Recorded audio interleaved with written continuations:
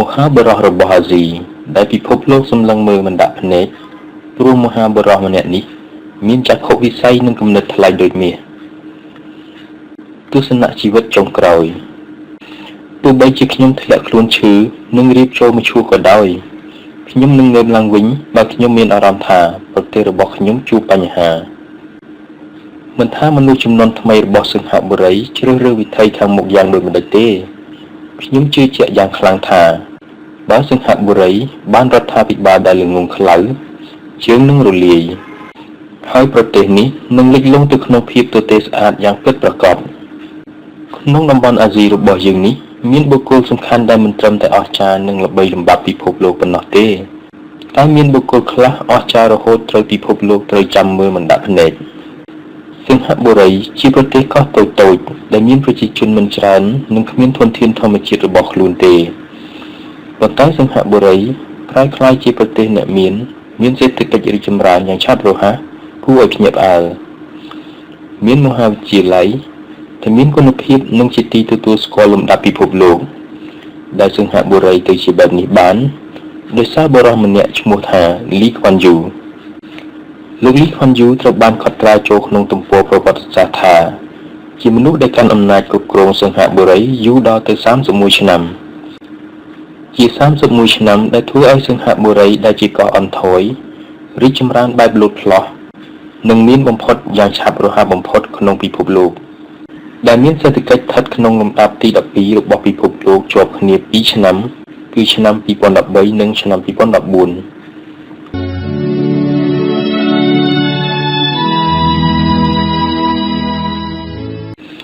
លោកលីខ្វាន់យូជារដ្ឋបរិះដ៏សំខាន់របស់សិង្ហបុរី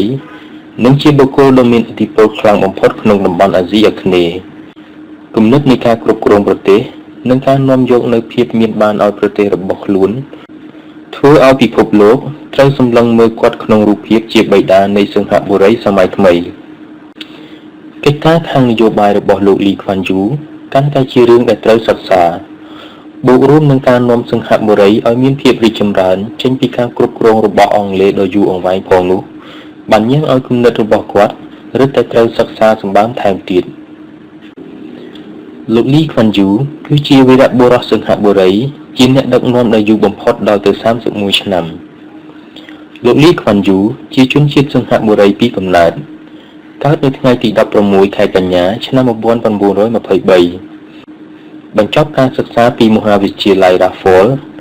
ជាមហាវិទ្យាល័យដែលមានឈ្មោះល្បីបំផុតនៅក្នុង British Malaya មិត្តរួមចំនួនរបស់គាត់គឺតុនគូអាប់ឌុលរ៉ាម៉ាន់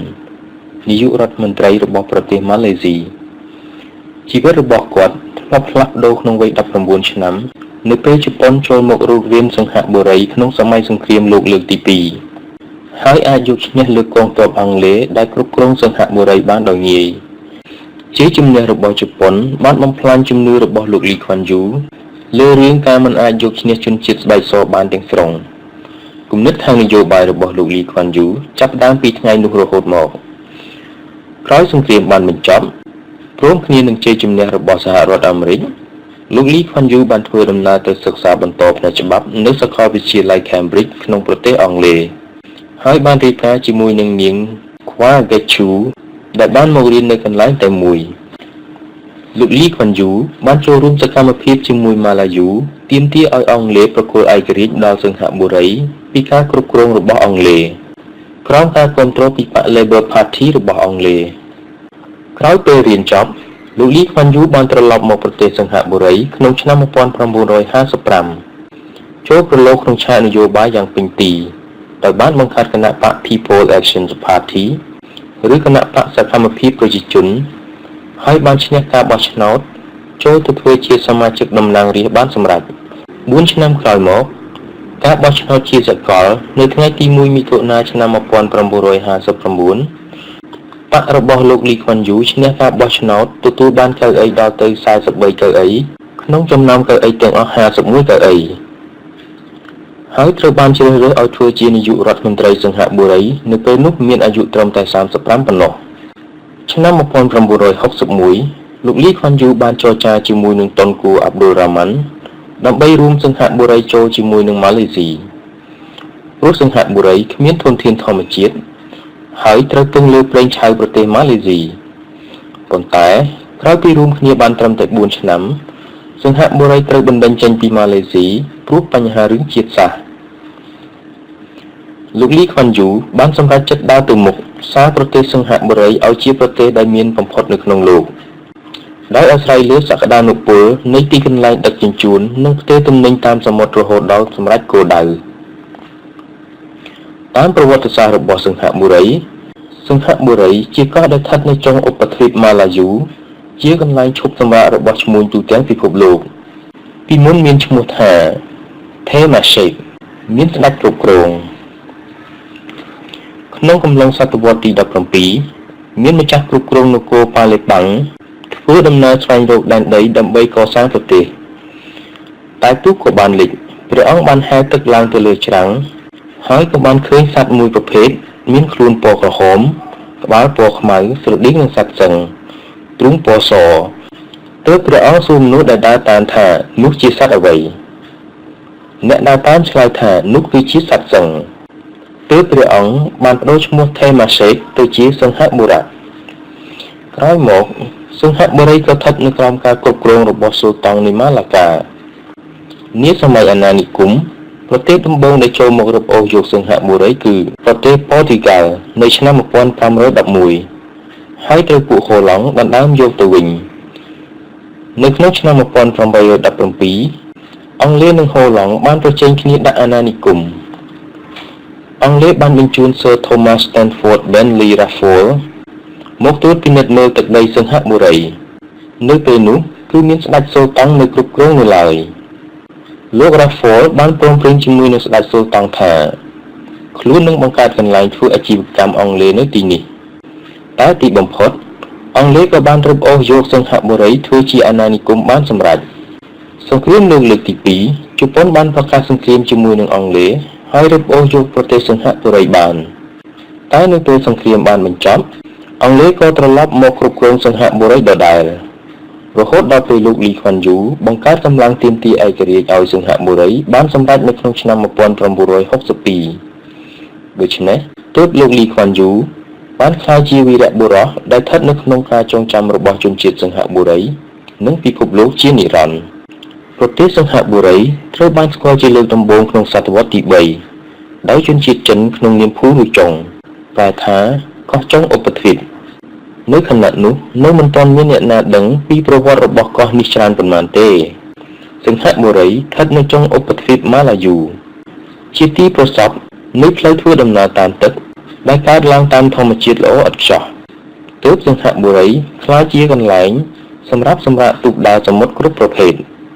អង់គ្លេសសម្លឹងមើលឃើញភាពសំខាន់របស់សង្ហបុរីផ្នែកយុទ្ធសាស្ត្រសម្រាប់ជួសជុលបន្ថែមស្បៀងនិងការពារទ្រព្យជើងទឹករបស់អាណាចក្រដ៏រីកចម្រើនរបស់ខ្លួនរួមទាំងការពារការរុករានរបស់ជនជាតិហូឡង់ក្នុងតំបន់នោះផងដែរផ្ទុយគ្នាពីនយោបាយដែលបាននិយាយមក Sir Thomas Stamford Raffles ដែលជាយកសង្ហបុរីធ្វើជាទីតាំងពាណិជ្ជកម្មសេរីអូសទាញឈ្មួញគ្រប់តំបន់ក្នុងអាស៊ីនិងពីទីកន្លែងឆ្ងាយៗដូចជាអាមេរិកនិងមជ្ឈិមប្រទេសក្នុងឆ្នាំ1824ត្រឹមតែ5ឆ្នាំក្រោយពីការបង្កើតប្រទេសសង្ហបុរីក្នុងបច្ចុប្បន្នប្រជាជនបានកើនឡើងដែលពីមុនមានត្រឹមតែ150នាក់រហូតក្លាយជា10000នាក់ក្នុងឆ្នាំ1832សង្ហបុរីទៅជាមជ្ឈមណ្ឌលរដ្ឋាភិបាលក្នុងតំបន់ច្រកពីណាំងម៉ាឡាកាសង្ហបុរីការបើកព្រែក CHEA ក្នុងឆ្នាំ1869និងការចូលមករបស់ម៉ាស៊ីនទូរលេខនិងទូកប្រើដោយចំហាយទឹកធ្វើឲ្យភាពសំខាន់របស់សង្ហបុរីកើនឡើងរហូតក្លាយជាមជ្ឈមណ្ឌលពាណិជ្ជកម្មដែលកំពុងតែពង្រីកខ្លួនតភ្ជាប់រវាងលោកខាងលិចនិងលោកខាងកើតសង្ហបុរីធ្លាប់ធ្លាក់ជាសមរភូមិក្នុងសតវត្សទី14ពេលចូលទៅពាក់ព័ន្ធនឹងការដណ្ដើមយកឧបទ្វីបម៉ាឡាយូរវាងសៀមនិងអាណាចក្រម៉ាតាហ៊ីតលើកោះជ្វា5សតវត្សក្រោយមកទីនេះក៏កើតនៅសង្គ្រាមដ៏ធំឡើងម្ដងទៀតក្នុងអំឡុងសង្គ្រាមលោកលើកទី2ដែលចាត់ទុកថាសង្ហបុរីជាป้อมការពារដែលគ្មានថ្ងៃបែកតែទីបំផុតកងទ័ពជប៉ុនក៏អាចគ្រប់គ្រងកោះនេះបានក្នុងឆ្នាំ1942ក្រោយសង្គ្រាមសង្ហបុរីក៏ក្លាយជាអាណានិគមរបស់អង់គ្លេស ការរីកចម្រើនរបស់លទ្ធិជាតិនិយមធ្វើឲ្យសិង្ហបុរីមានរដ្ឋាភិបាលគ្រប់គ្រងខ្លួនឯងក្នុងឆ្នាំ 1959 ហើយនៅថ្ងៃទី 9 ខែសីហា ឆ្នាំ 1965 សិង្ហបុរីក្លាយជាសាធារណរដ្ឋសេរី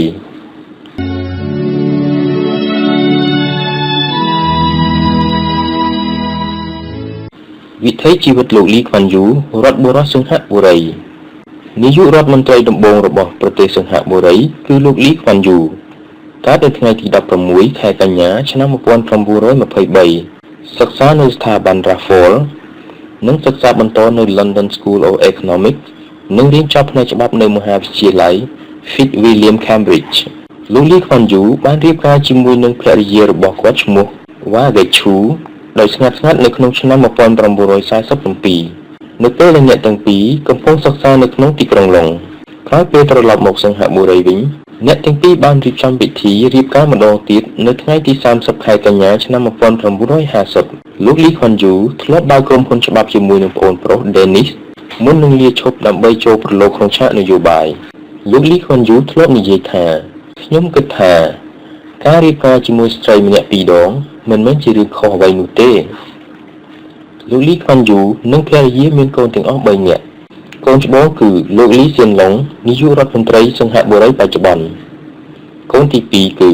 លោកលីសៀងយ៉ាងបច្ចុប្បន្នជាប្រធានក្រុមហ៊ុនអចលនទ្រព្យនិងភេសជ្ជៈ Fraser and New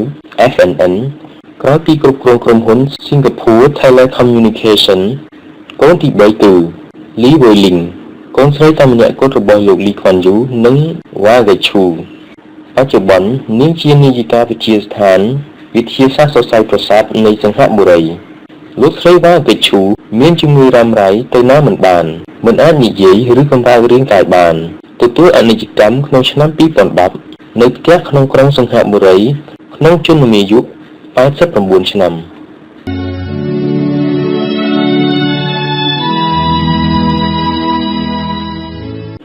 លោកលីខ្វាន់យូជាអ្នកបង្កើតសិង្ហបុរីសម័យទំនើបដោយការវះកាត់សិង្ហបុរីពីកំពង់ផែរបស់ប្រទេសតាតេលោកឲ្យក្លាយទៅជាមជ្ឈមណ្ឌលហិរញ្ញវត្ថុរបស់ប្រទេសជឿនលឿនគឺជានាយករដ្ឋមន្ត្រីដែលកាន់តំណែងយូរជាងគេដល់ទៅ31ឆ្នាំរហូតដល់ឆ្នាំ 1990 ទើបលាឈប់ពីតំណែងក្រោយមក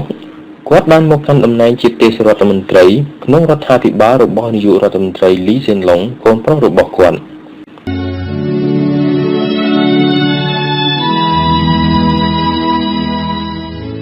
ការបង្កើតគណៈបកនយោបាយ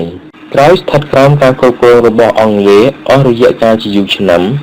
លោកលីខ្វាន់យូចង់ឃើញសិង្ហបុរីមានអំណាចគ្រប់គ្រងដោយខ្លួនឯងទើបបង្កើតគណៈបកសកម្មភាពប្រជាជនរួមជាមួយនឹងមិត្តភ័ក្តិវណ្ណៈកណ្ដាលដែលបានសិក្សានៅអង់គ្លេសនិងសមាជិកក្រុមប្រឹក្សាពាណិជ្ជកម្មដែលគាំទ្រដោយបកកុម្មុយនីសនៅថ្ងៃទី 11 ខែវិច្ឆិកា ឆ្នាំ 1954 ចាត់ជាការជួបជុំដ៏សំខាន់ដោយសារតែក្រុមមនុស្សបាននិយាយជាភាសាអង់គ្លេសបានក្នុងសិង្ហបុរីមានចំនួនតិចតួចទើបចាំបាច់ត្រូវការគាំទ្រពីគណៈបកដែលនិយាយភាសាចិននិងក្រុមអ្នកគាំទ្របកកុម្មុយនីសផងដែរខណៈជាមួយគ្នាក៏ត្រូវការបកពួកដែលមិនមែនជាបកកុម្មុយនីសផងដែរដើម្បីរកសម្លេងគាំទ្រពីប្រជាជនកិច្ចប្រជុំបង្កើតគណៈបកសកម្មភាពប្រជាជនដែលប្រព្រឹត្តឡើងនៅសាល Victoria Memorial Hall ក្នុងសិង្ហបុរីអាចទាក់ទាញអ្នកគាំទ្រឲ្យចូលរួមបានដល់ទៅ 1,500 នាក់ក្រោយពេលដែលគណៈបកសកម្មភាពប្រជាជនឈ្នះការបោះឆ្នោតយ៉ាងសន្ធឹកសន្ធាប់ដោយប្រមូលកៅអីក្នុងសភាបានដល់ទៅ 43 កៅអីក្នុងចំណោមកៅអីទាំងអស់ 51 កៅអីក្នុងការបោះឆ្នោតនៅក្នុងឆ្នាំ 1959លោកលីខ្វាន់យូបានចូលរួមពិធីស្បត់ចូលកាន់តំណែងជានាយករដ្ឋមន្ត្រីនៅថ្ងៃទី 5 ខែមិថុនា ឆ្នាំ 1959 ក្រោយមកគណៈបក្សសកម្មភាពប្រជាជននៅតែបន្តឈ្នះការបោះឆ្នោតដល់ទៅ 4 សម័យកាលជាប់ៗគ្នាពីឆ្នាំ 1968 ដល់ឆ្នាំ 1980 ដើម្បីទទួលឯករាជ្យពីការគ្រប់គ្រងរបស់អង់គ្លេសនិងដើម្បីប្រឆាំងនឹងការគំរាមកំហែងពីអ្នកគាំទ្រចិនកុម្មុយនីសក្នុងប្រទេសសិង្ហបុរីលោកលីខ្វាន់យូដឹងច្បាស់ពីភាពសំខាន់ដែលថាសិង្ហបុរីចាំបាច់ត្រូវរួបរวมគ្នាជាមួយប្រទេសម៉ាឡេស៊ីដើម្បីអាចនៅបានហើយនៅថ្ងៃខួបគម្រប់អាយុ 40 ឆ្នាំរបស់គាត់បានប្រកាសកិច្ចព្រមព្រៀងរួមគ្នាជាមួយនឹងនាយករដ្ឋមន្ត្រីម៉ាឡេស៊ីតុនគូអាប់ឌុលរ៉ាម៉ាន់ដើម្បីបង្កើតនិងចូលរួមជាផ្នែកមួយនៃសហព័ន្ធម៉ាឡេព្រមព្រៀងនឹងប៉ារ៉ាណេអូខាងជើងនិងសារ៉ាន់វ៉ា ប៉ុន្តែការសហការនោះមិនបានយូរអង្វែងទេដោយសារតែមានបាតុកម្មទាមទារកើតឡើងក្នុងប្រទេសសង្ហបុរីឆ្នាំ1964ដែលធ្វើឲ្យទាំងតុនគូអាប់ឌុលរ៉ាម៉ាន់និងលោកលីខ្វាន់យូស្ថិតក្នុងស្ថានភាពហាស្លាក់ជាក់ស្លែងព្រោះថាសម្រាប់សង្ហបុរីជនជាតិចិនត្រូវមានសិទ្ធិស្មើគ្នានឹងជនជាតិម៉ាឡេស៊ីដែលនេះជារឿងដែលរដ្ឋាភិបាលដែលមានសម្លេងភាគច្រើនជាជនជាតិម៉ាឡេស៊ីមិនយល់ព្រមទីបំផុតតុនគួរសម្រាប់ចិត្តបណ្ដេញសង្ហបុរីចេញពីសហព័ន្ធម៉ាឡេនាំទៅកាន់ឯករាជ្យភាពរបស់ប្រទេសតូចមួយនេះនៅថ្ងៃទី9 ខែសីហាឆ្នាំ1965ចាត់ជារឿងអាក្រក់បំផុតសម្រាប់លោកលីខ្វាន់យូដែលជឿថាការរួមគ្នាជាមួយម៉ាឡេស៊ីសម្ដៅដល់ការអាចនៅបានរបស់សង្ហបុរីវាជាពេលវេលាដ៏សែនឈឺចាប់បំផុតព្រោះមួយជីវិតរបស់គាត់ជឿជាក់ការរួមប្រទេសទាំងពីរឲ្យជាធ្លុងមួយរហូតមកដោយចក្ខុវិស័យដែលដឹងច្បាស់ថាសង្ហបុរីគ្មានប្រភពធនធានផ្សេងជារបស់ខ្លួនទើបលោកលីខ្វាន់យូផ្ដោតលើការកសាងសេដ្ឋកិច្ចដ៏រឹងមាំដើម្បីជាសសរទ្រូងរបស់ជាតិ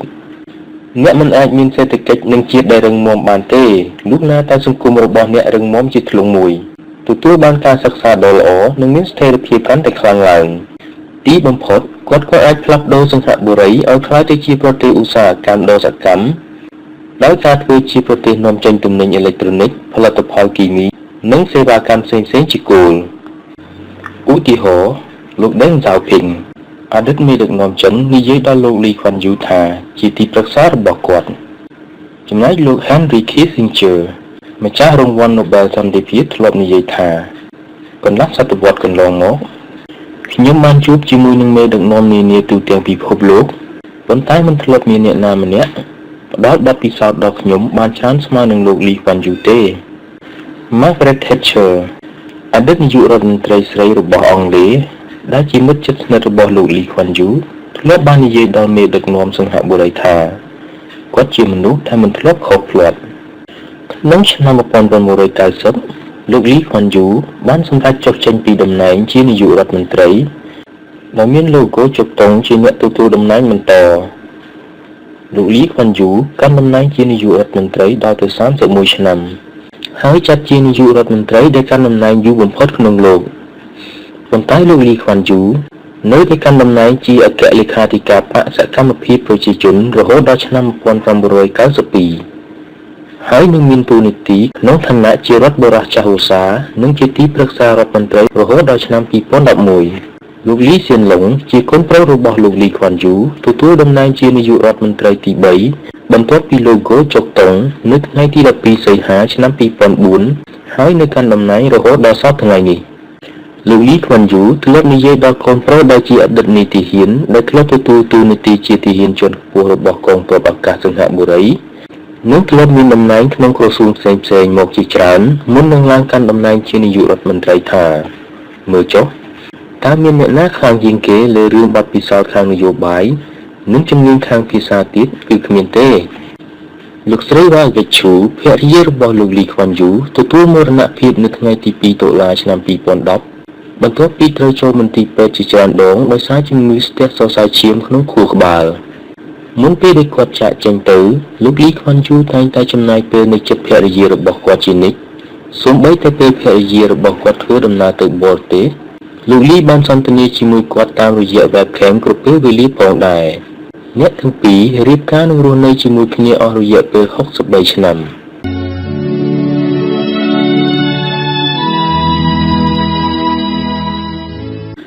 កាលពីថ្ងៃទី15កុម្ភៈ2013លោកលីខ្វាន់យូត្រូវប្រឈមនឹងស្ថានភាពបេះដូងលោតខុសចង្វាក់ដែលរ៉ាំរ៉ៃជាយូរមកហើយរហូតធ្វើឲ្យខួរក្បាលខ្វះឈាមមួយរយៈទោះជាចេញពីមន្ទីរពេទ្យបានមួយរយៈហើយតែបញ្ហាសុខភាពរបស់លោកលីខ្វាន់យូនៅតែត្រូវគេនិយាយដោយក្នុងចំណោមជនជាតិសង្ហបុរីនៅពេលផ្ដល់បទសម្ភាសន៍លោកលីខ្វាន់យូទទួលស្គាល់ថាគាត់មានអារម្មណ៍ថាកម្លាំងកាយនិងភាពរហ័សរហួនរបស់គាត់ថយចុះយ៉ាងគំហុកគាត់និយាយដល់ទស្សនៈជីវិតក្នុងស្នាដៃសៀវភៅរបស់គាត់ដែលមានឈ្មោះ One Man Views of the World ថាគ្រប់យ៉ាងរមែងតែមានចុងបញ្ចប់ហើយខ្ញុំចង់ឲ្យចុងបញ្ចប់របស់ខ្លួនឯងឆាប់រហ័សនិងគ្មានការឈឺចាប់ឲ្យច្រើនបំផុតតាមដែលអាចទៅរួច នៅថ្ងៃទី4 មិថុនាឆ្នាំ 2013 លោកលីខ្វាន់យូបានទទួលសញ្ញាបត្របណ្ឌិតកិត្តិយសផ្នែកច្បាប់ពីមហាវិទ្យាល័យជាតិសិង្ហបុរីដោយសារតែភាពជាអ្នកដឹកនាំចក្ខុវិស័យនិងស្នាដៃរបស់គាត់ចំពោះការអភិវឌ្ឍសេដ្ឋកិច្ចនិងសង្គមសិង្ហបុរីបានផ្លាស់ប្ដូរមុខមាត់ពីកោះអន្ថយដែលគ្មានធម្មជាតិឲ្យក្លាយជាជាតិសាសន៍មួយដែលមានការអភិវឌ្ឍខ្លាំងបំផុតនៅអាស៊ីនិងអន្តរជាតិទោះបីជាពេលវេលាដំបូងនៃការគ្រប់គ្រងប្រទេសរបស់គណៈបក្សសកម្មភាពប្រជាជនមិនសូវរលូនប៉ុន្មានហើយមាននិន្នាការត្រូវបកប្រឆាំងផ្ដួលអំណាចតែលោកលីខ្វាន់យូនៅអាចអភិវឌ្ឍនាំឲ្យសិង្ហបុរីមានភាពរីកលូតលាស់លើគ្រប់ផ្នែកនិងវិស័យផ្សេងៗលើវេទិកាពិភពលោកជាពិសេសលើផ្នែកសេដ្ឋកិច្ចគាត់សាងនូវភាពមានបានដល់ជាតិនិងសាងជីវភាពរស់នៅដែលល្អប្រសើរឡើងដល់ប្រជាជនសិង្ហបុរីរហូតទីបំផុតសិង្ហបុរីជាប់លំដាប់ប្រទេសមួយក្នុងចំណោមប្រទេសដែលមានបំផុតក្នុងលោកស្នាដៃទាំងឡាយព្រមទាំងនយោបាយគ្រប់គ្រងប្រទេសរបស់លោកលីខ្វាន់យូធ្វើឲ្យគាត់ទទួលបានការទុកចិត្តពីប្រជាជនឲ្យកាន់តំណែងជានាយករដ្ឋមន្ត្រីអស់ពេលរយៈពេលដ៏យូរទោះបីមានសម្លេងនិយាយថាការគ្រប់គ្រងរបស់គាត់ស្រដៀងនឹងរបបផ្ដាច់ការដែលរដ្ឋាភិបាលរៀបចំអ្វីៗគ្រប់យ៉ាងឲ្យរួចរាល់សម្រាប់ប្រជាជនដែរក៏ដោយម្យ៉ាងទៀតនៅចេញច្បាប់ដ៏តឹងរ៉ឹងក្នុងការគ្រប់គ្រងនិងមើលថែប្រជាជនរហូតល្បីទូទាំងពិភពលោកពីភាពដាច់ខាតរបស់ច្បាប់ក្នុងសិង្ហបុរីចាប់ពីរឿងដែលមើលទៅកំពេចកំពុកដូចជាការបោះសម្រាមចោលប្រទេសផ្ដាស់នឹងត្រូវផាកពិន័យជាប្រាក់យ៉ាងច្រើនរហូតដល់រឿងធំដូចជាការពាក់ព័ន្ធនឹងថ្នាំញៀននឹងត្រូវកាត់ទោសព្យួរកមិនអាចប្តឹងឧទ្ធរណ៍បានដូចគ្នានឹងទោសកេងប្រវ័ញ្ចនិងពុករលួយក្នុងរដ្ឋនឹងត្រូវយកទៅព្យួរកដូចគ្នាសពថ្ងៃនេះសិង្ហបុរីជោគជ័យក្នុងភាវៈជាប្រទេសតូចៗដែលអាចសាងនូវភាពជឿជាក់ដល់អន្តរជាតិក្លាយជាមជ្ឈមណ្ឌលធុរកិច្ចហិរញ្ញវត្ថុធនាគារពិភពលោកក្រុងកំពង់ផែនិងមជ្ឈមណ្ឌលពាណិជ្ជកម្មផ្សារភាគហ៊ុនមជ្ឈមណ្ឌលទេសចរណ៍ដ៏ទាន់សម័យក្នុងតំបន់អាស៊ីដោយសារតែសិង្ហបុរីគ្មានធនធានធម្មជាតិណាមួយក្នុងដៃសោះឡើយទើបចាត់ទុកបានថាលោកលីខ្វាន់យូមានភាពវៃឆ្លាតក្នុងការគ្រប់គ្រងប្រទេសគាត់រៀបចំយុទ្ធសាស្ត្រការសិក្សាដល់យុវជនដែលឃើញច្បាស់ថាគឺផ្នែកភាសាដែលទំនុកបំរុងទាំងផ្នែកភាសាចិនកុងឺភាសាអង់គ្លេសនិងភាសាឥណ្ឌូនេស៊ីដែលជាប្រទេសមានទំនាក់ទំនងនឹងសិង្ហបុរីខាងផ្នែកពាណិជ្ជកម្មនិងវិនិយោគទុនអ្វីដែលសំខាន់គឺបច្ចេកវិទ្យាទាន់សម័យពីអឺរ៉ុបនិងអាមេរិកក៏ត្រូវបានផ្សព្វផ្សាយក្នុងសិង្ហបុរីរហូតដល់ប្រជាជនយល់និងប្រើប្រាស់បច្ចេកវិទ្យាបានយ៉ាងស្ទាត់ម្យ៉ាងទៀតគាត់មិនភ្លេចពង្រឹងចំណេះដឹងខាងផ្នែកវប្បធម៌របស់បុព្វបុរសឡើយរឿងទាំងអស់នេះធ្វើឲ្យសិង្ហបុរីដែលពីមុនជាប្រទេសដែលគ្មានអ្វីសោះឡើយតែក្លាយជាប្រទេសមួយក្នុងចំណោមប្រទេសនាំមុខគេរបស់ពិភពលោកនិងរឹងមាំជាប្រទេសមួយក្នុងប្រទេសអាស៊ីដែលទទួលបានការទទួលស្គាល់ពីមនុស្សក្នុងពិភពលោករហូតដល់សព្វថ្ងៃនេះ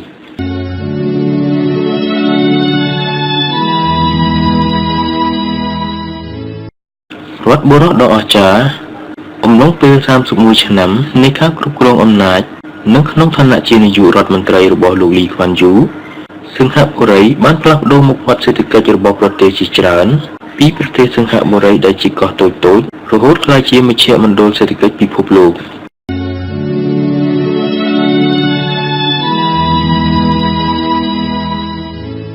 អ្នកគ្រប់គ្រងនិងអ្នកជំនាញជោគជ័យខាងសេដ្ឋកិច្ចរបស់សិង្ហបុរីនោះរដ្ឋាភិបាលរបស់លោកលីខ្វាន់យូផ្ដោតលើការឲ្យអ្នកជំនាញចូលមករៀបចំសេដ្ឋកិច្ចរបស់ប្រទេសបានយ៉ាងពេញទំហឹងអ្នកនយោបាយនិងគណៈរដ្ឋមន្ត្រីនឹងគ្រប់គ្រងតែនយោបាយគោលតែប៉ុណ្ណោះមិនចូលទៅកកកកាយនិងសេចក្តីលម្អិតនៃការគ្រប់គ្រងការងារទេម្យ៉ាងទៀតរដ្ឋាភិបាលបានព្យាយាមអូសទាញបណ្ដាអ្នកវិនិយោគិននិងអ្នកគ្រប់គ្រងដែលមានសមត្ថកិច្ចលេចធ្លោទាំងឡាយឲ្យចូលមកមានចំណែកទទួលខុសត្រូវនិងគ្រប់គ្រងកិច្ចការប្រទេសជាតិដោយយល់ព្រមឲ្យបុគ្គលទាំងនោះអាចខណ្ឌភាគហ៊ុនក្នុងក្រុមហ៊ុនផ្សេងៗបានប៉ុន្តែនៅពេលណាក៏ដោយតែរកឃើញថាបុគ្គលទាំងនោះទុច្ចរិតឬគ្រប់គ្រងការងារដើម្បីឲ្យកើតនូវប្រយោជន៍ផ្ទាល់ខ្លួននឹងត្រូវបណ្តេញចេញនិងប្តឹងដល់តុលាការក្រៅពីនោះរដ្ឋាភិបាលបានរៀបចំប្រព័ន្ធក្នុងប្រទេសដើម្បីផ្តល់ភាពងាយស្រួលដល់មនុស្សដែលមានចំណេះដឹងនិងសមត្ថភាពឲ្យមានអារម្មណ៍ចង់ធ្វើការដើម្បីប្រយោជន៍រួមគ្មានប្រព័ន្ធបព្វពួកដែលនេះគឺជាការបង្ហាញឲ្យឃើញពីការប្រើមនុស្សបែបអ្នកជំនាញលោកលីខ្វាន់យូដឹងច្បាស់ថាមន្ត្រីរាជការ គឺជាគ្រឿងចាក់ដ៏សំខាន់ដែលធ្វើឲ្យប្រទេសដំណើរការទៅមុខឬបរាជ័យដូច្នេះនៅពេលគណៈបកសកម្មភាពប្រជាជនបានធ្វើជារដ្ឋាភិបាលបានផ្ដើមកែតម្រង់ការិយាធិបតេយ្យយ៉ាងពេញទំហឹង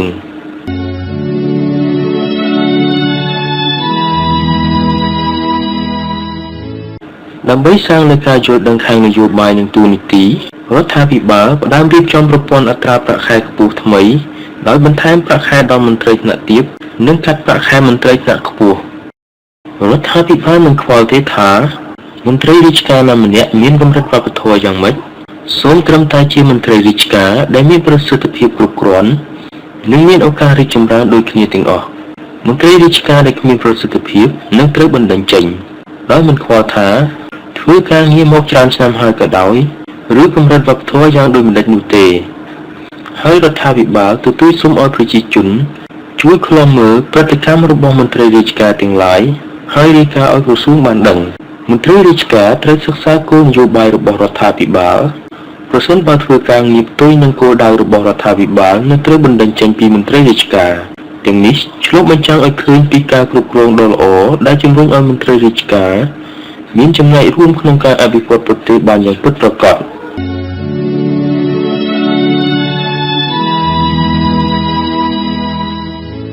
ចំណែកឯលោកលីខ្វាន់យូជាអ្នកដឹកនាំរដ្ឋាភិបាលដែលមកពីការបោះឆ្នោតដែលមានសម្លេងភាគច្រើនក្នុងសភាគាំទ្រនោះមានវិធីគ្រប់គ្រងដោយបង្ក្រាបអ្នកនយោបាយរបស់បកប្រឆាំងឬអ្នកដែលមិនយល់ស្របដោយការចេញច្បាប់ស្តីពីសន្តិសុខផ្ទៃក្នុងឬដែលគាត់ហៅថាជាការគ្រប់គ្រងដោយច្បាប់ដែលជាគ្រឹះសំខាន់នៃរបបប្រជាធិបតេយ្យក្នុងច្បាប់នៃរបបប្រជាធិបតេយ្យនោះរដ្ឋាភិបាលរបស់លោកលីខ្វាន់យូត្រូវបានផ្ដល់សិទ្ធិពិសេសដល់មន្ត្រីផ្នែកបង្ក្រាបឲ្យឃុំឃាំងបណ្ដាអ្នកតស៊ូដើម្បីឯករាជ្យរបស់ជាតិបានគាត់ប្រើច្បាប់នេះដោយបង្ក្រាបបកប្រឆាំងដែរលោកនាយករដ្ឋមន្ត្រីលីខ្វាន់យូបានចែកចាយប្រតិធានយ៉ាងមើងម៉ាត់ថាដរាបណាខ្លួនគាត់ជាអ្នកដឹកនាំរដ្ឋាភិបាលគណៈរដ្ឋាភិបាលរបស់គាត់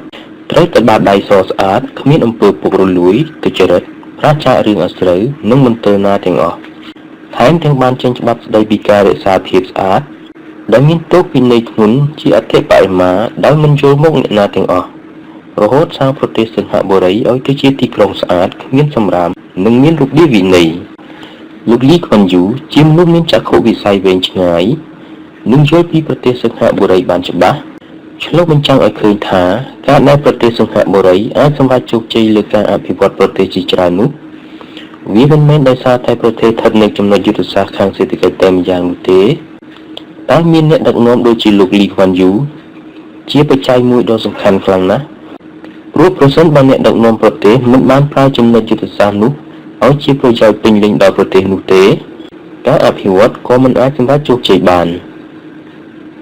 ចំណែកឯភូមិសាស្ត្រដែលមានលក្ខណៈជាចំណុចយុទ្ធសាស្ត្រខាងសេដ្ឋកិច្ចនោះមិនមែនឃើញមានតែនៅក្នុងប្រទេសសិង្ហបុរីប៉ុណ្ណោះទេប្រទេសអេស៊ីបនិងប្រទេសប៉ាណាម៉ាក៏មានភូមិសាស្ត្រស្រដៀងនឹងសិង្ហបុរីដែលមានលក្ខណៈជាចំណុចយុទ្ធសាស្ត្រខាងពាណិជ្ជកម្មដូចគ្នាប៉ុន្តែការអភិវឌ្ឍប្រទេសមិនសម្រេចជោគជ័យស្មើសិង្ហបុរីឡើយអាចនិយាយបានថាទីតាំងរបស់ប្រទេសវាគ្រាន់តែជាបច្ច័យបន្ទាប់បន្សំតែប៉ុណ្ណោះបច្ច័យសំខាន់ដែលធ្វើឲ្យប្រទេសជាតិរីកចម្រើនទៅមុខបាននោះគឺអ្នកដឹកនាំសិង្ហបុរីសម្រាប់ជោគជ័យក្នុងការអភិវឌ្ឍប្រទេសបានកើតពីស្នាដៃដ៏ល្អរបស់លោកលីខ្វាន់យូយ៉ាងពិតប្រាកដលក្ខណៈនៃការគ្រប់គ្រងប្រទេសរបស់លោកលីខ្វាន់យូអាចមិនជាទីពេញនិយមរបស់មនុស្សជាច្រើនតែគាត់បានធ្វើឲ្យសិង្ហបុរីផ្លាស់ប្ដូរពីប្រទេសក្រលំបាកទន់ខ្សោយក្លាយទៅជាប្រទេសរឹងមាំនិងមានស្ថិរភាពខាងសេដ្ឋកិច្ចក្នុងកម្រិតជួរមុខរបស់ពិភពលោកបានក្នុងរយៈពេល31ឆ្នាំនៃការកាន់តំណែងរបស់លោកលីខ្វាន់យូចាត់ថាជាអ្នកគ្រប់គ្រងប្រទេសយូរទោះបីក្រោយមកមានការបោះឆ្នោតជាបន្តបន្ទាប់ក៏ដោយតែការដែលគាត់បានប្រកាសសង្គ្រាមជាមួយបកកុម្មុយនីសនិងដកហូតអំណាចអ្នកនយោបាយបកប្រឆាំងយ៉ាងដាច់ខាតធ្វើឲ្យមនុស្សហើយរបបគ្រប់គ្រងរបស់សិង្ហបុរីថាជាប្រជាធិបតេយ្យផ្ដាច់ការលោកលីខ្វាន់យូស្ថិតក្នុងអំណាចអស់រយៈពេលជាយូររហូតមានឈ្មោះថាជានាយករដ្ឋមន្ត្រីបានពីការបោះឆ្នោតដែលនៅក្នុងតំណែងយូរបំផុតក្នុងលោកលីខ្វាន់យូចាប់ផ្ដើមលែងដៃពីការគ្រប់គ្រងប្រទេសដោយផ្ទាល់ចាប់ពីឆ្នាំ1990ដោយឲ្យលោកហ្គោចុកតុងឧបនាយករដ្ឋមន្ត្រីទី ធ្វើតួនាទីសម្រាប់គោលនយោបាយសំខាន់របស់រដ្ឋាភិបាលជំនួសតែការសម្រេចចិត្តលើរឿងសំខាន់ៗស្ថិតក្រោមការគ្រប់គ្រងរបស់លោកដដែលលោកលីខ្វាន់យូមានជំនាញផ្នែកអារម្មណ៍មិននឹងណធ្វើឲ្យកើតនូវបញ្ហាតាមមកជាច្រើនប្រការដូចជាមនុស្សនិយាយមិនសូវចេះទប់សម្ដីចំពោះករណីនិយាយថ្កោលទោសរដ្ឋចូលហក្នុងម៉ាឡេស៊ីថាមានគេឈ្មោះមិនល្អព្រោះមានការសម្លាប់មនុស្សមានតែពូអន្តពាសនឹងចោលរួចឡានទាំងអស់រហូតគាត់ត្រូវនិយាយសុំទោសជាសាធារណៈជាមនុស្សប្រកបប្រជាម៉ឺងម៉ាត់គ្រប់រឿងទាំងអស់មិនអត់ធ្មត់ចំពោះសម្លេងវិភាគអ៊ីគុណពីអ្នកដទៃមិនទុកចិត្តអ្នកដទៃដោយករណីគោជុកតុងដែលជានាយករដ្ឋមន្ត្រីបាននឹងសម្រេចចិត្តរឿងណាមួយត្រូវស្ថិតក្នុងខ្សែភ្នែករបស់លោកលីខ្វាន់យូគ្រប់រឿងហើយដោយសារតែលោកលីខ្វាន់យូជាលេខាធិការធំរបស់បក្សសកម្មភាពប្រជាជននៅពេលមានបញ្ហាណាមួយកើតឡើងជំនួសថាតែឲ្យបកជាអ្នកសម្រេចដោះស្រាយបញ្ហាលោកលីខ្វាន់យូនឹងជាអ្នកសម្រេចដោយខ្លួនឯងលោកលីខ្វាន់យូគឺជាមនុស្សអោនលំទោនមានទំនាក់ទំនងល្អជាមួយនឹងអ្នកដទៃចេះជួយអ្នកដទៃភាពជាវីរបុរសរបស់គាត់ដាស់តឿនកុំឲ្យមនុស្សដែលធ្វើការជិតស្និទ្ធនឹងគាត់ភ្លេចខ្លួនលោកលីខ្វាន់យូបានកសាងនូវគុណូបការៈយ៉ាងច្រើនដល់សិង្ហបុរីគាត់អាចផ្លាស់ប្ដូរឋានៈសិង្ហបុរីពីកោះតូចៗដែលគ្មានធនធានធម្មជាតិទៅជាមជ្ឈមណ្ឌលពាណិជ្ជកម្មនិងហិរញ្ញវត្ថុដ៏សំខាន់ក្នុងតំបន់អាស៊ីអាគ្នេយ៍បានដែលប្រការនេះមកពីលោកលីខ្វាន់យូនិងក្រុមការងារយល់ពីបញ្ហាពិតប្រាកដនោះសេដ្ឋកិច្ចសិង្ហបុរីនៅក្រោមរបបផ្ដាច់មុខដែលកាលពីមុនមានខាត់ថែរបស់អង់គ្លេសនិងធនាគាររបស់សិង្ហបុរីជាអ្នកផ្ដាច់មុខលោកលីខ្វាន់យូបានបំផ្លាញរបបផ្ដាច់មុខនេះហើយបើប្រទេសសិង្ហបុរីឲ្យធនាគាររបស់ប្រទេសផ្សេងៗចូលមកប្រកួតប្រជែងបានដោយសេរីដូចជាធនាគារ CHEA VICHETRA របស់ Rockefeller និងធនាគារ Narodny របស់សូវៀតហើយអនុញ្ញាតឲ្យគ្រប់ធនាគារទទួលផ្ញើប្រាក់ជារូបិយប័ណ្ណប្រទេសផ្សេងៗដោយគ្មានកំណត់សិង្ហបុរីបានអូសទាញវិនិយោគិនបរទេសមកវិនិយោគក្នុងប្រទេសសិង្ហបុរីដោយមានមន្ត្រីរដ្ឋាភិបាលដែលស្មោះត្រង់សុចរិតមិនស៊ីសំណូកនិងមិនពុករលួយរួមទាំងភ្នាក់ងារដែលមានប្រសិទ្ធភាពដើម្បីផ្ដល់សេវាកម្មយ៉ាងរហ័សទាន់ចិត្តធ្វើឲ្យកើតការជឿជាក់ទូទាំងពិភពលោកធ្វើឲ្យសេដ្ឋកិច្ចរបស់សិង្ហបុរីជាទីទទួលស្គាល់ទូទាំងពិភពលោកមិនចម្លែកទេដែលយើងនិយាយឈ្មោះសិង្ហបុរីព្រមគ្នានឹងឈ្មោះរបស់លោកលីខ្វាន់យូដោយសារតែតំណែងនាយករដ្ឋមន្ត្រីដ៏យូរនោះធ្វើឲ្យឈ្មោះរបស់គាត់និងឈ្មោះរបស់សិង្ហបុរីជារឿងដែលគូនឹងគ្នាលោកលីខ្វាន់យូត្រូវបានលើកតម្កើងថាជារដ្ឋបរិបពីអន្តរជាតិក្នុងឋានៈអ្នកនយោបាយអ្នកជោគជ័យក្នុងការកសាងសិង្ហបុរីឲ្យជាប្រទេសដែលមានភាពរីកចម្រើនខាងសេដ្ឋកិច្ចនិងសាងបរិស្ថានជុំវិញឲ្យជីវិតមានគុណភាព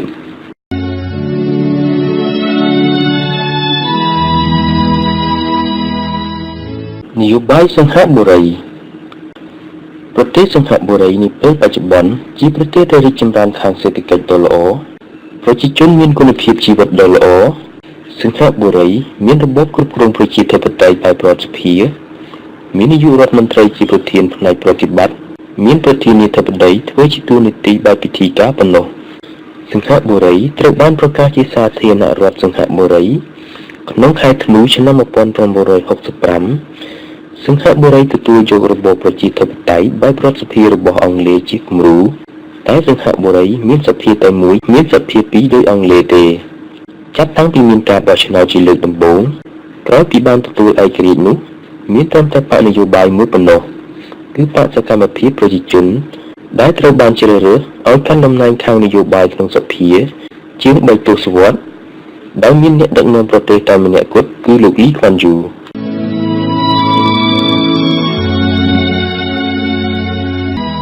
ពិតណាស់ថាផ្នែកមួយបណ្ដាលមកពីទីតាំងភូមិសាស្ត្រខាងសេដ្ឋកិច្ចរបស់សិង្ហបុរីដែលស័ក្តិសមចំពោះការធ្វើជាទីក្រុងកំពង់ផែដឹកជញ្ជូនទំនិញតាមសមុទ្រតភ្ជាប់រវាងប្រទេសអាស៊ីអឺរ៉ុបនិងអាមេរិកម្យ៉ាងទៀតសិង្ហបុរីនៅមានសមត្ថភាពអាចរៀបចំការដោះដូរទំនិញក្នុងតំបន់ឲ្យជាមជ្ឈមណ្ឌលបង្វិលដើមទុនក្នុងតំបន់អាចនិយាយបានថាក្នុងផ្នែកផលិតរបស់ប្រទេសសិង្ហបុរីនោះមានបរិមាណតិចខ្លាំងណាស់ព្រោះស្ថានភាពភូមិសាស្ត្របរិស្ថានទំហំដីមិនអំណោយផល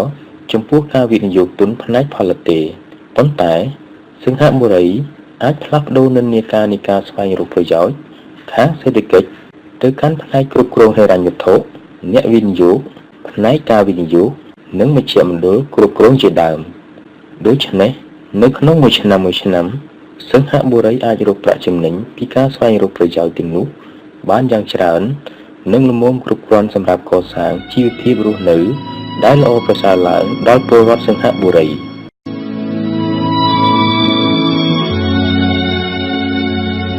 នយោបាយដោយឧត្តមគតិ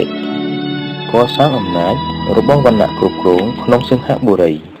ទស្សនៈសំខាន់ដែលប្រើសម្រាប់អធិប្បាយនយោបាយសង្ហបុរីគឺទស្សនៈរបស់អេនតូញ៉ូក្រាមស៊ីទាក់ទងនឹងរឿងអំណាចគឺការប្រើអំណាចរបស់វណ្ណៈណាមួយដើម្បីសាងនូវការគ្រប់គ្រងគំនិតនិងមានអំណាចលើវណ្ណៈដទៃក្នុងសង្គមដោយការប្រើប្រាស់អំណាចទាំងនោះប្រាសចាកការប្រើអំពើហិង្សាឬការបង្ខំខាងរាងកាយតែជាការប្រើអំណាចតាមរយៈយន្តការផ្សេងៗដើម្បីគ្រប់គ្រងការគិតអូសទាញនិងធ្វើឲ្យកើតនូវការព្រមទទួលដើម្បីឲ្យកើតនូវការយល់ព្រមនិងបានទទួលការគាំទ្រពីសង្គមនិងវណ្ណៈផ្សេងៗដោយមនុស្សដែលនៅក្នុងវណ្ណៈដែលត្រូវធ្វើដាក់នោះមិនដឹងឬមិនអាចដឹងបានថាខ្លួនត្រូវបានគ្របដណ្ដប់គំនិតបាត់ទៅហើយទេ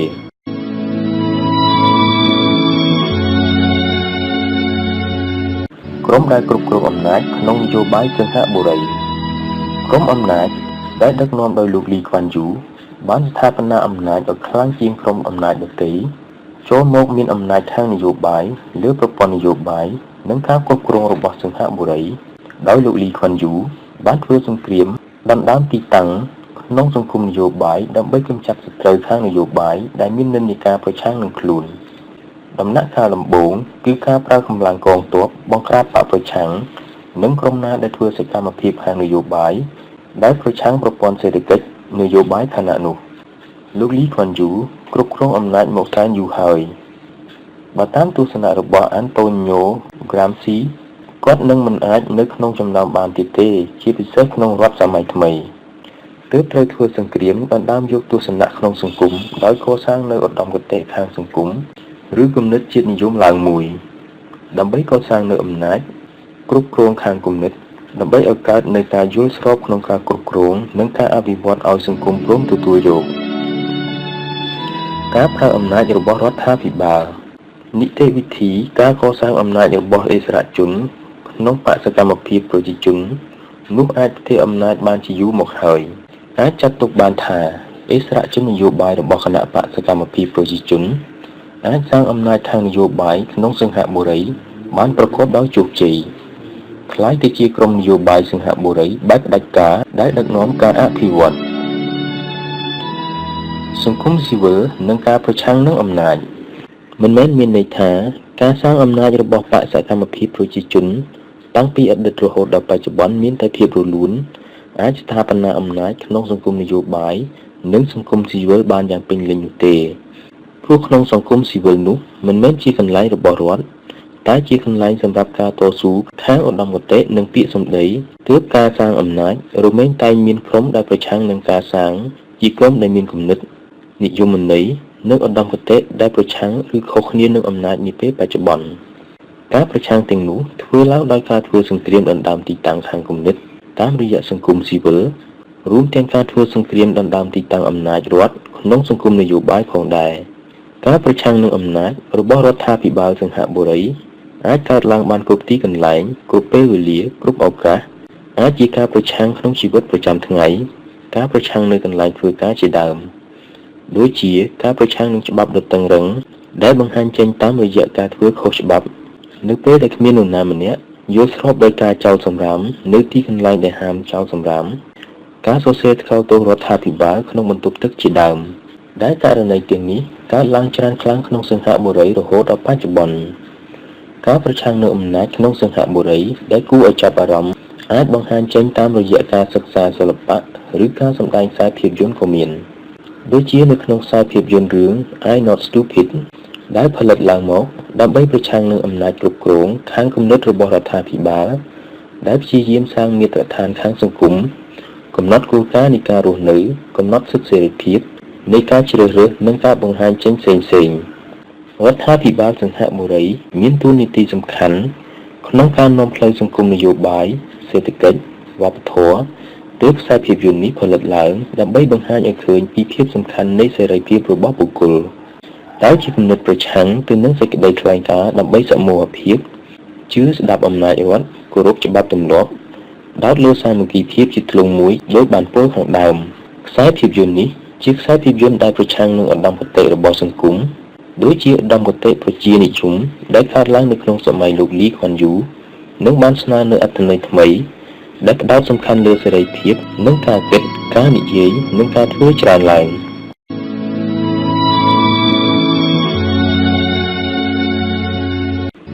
សាងជាតិដោយសេដ្ឋកិច្ចការរៀបរៀងការសម្ដែងចេញខាងនយោបាយនិងការមានចំណែករួមខាងនយោបាយគឺជាស្ថានភាពសង្គមសង្ហបុរីដែលកើតឡើងពីអតីតកាលយូររហូតដល់បច្ចុប្បន្ន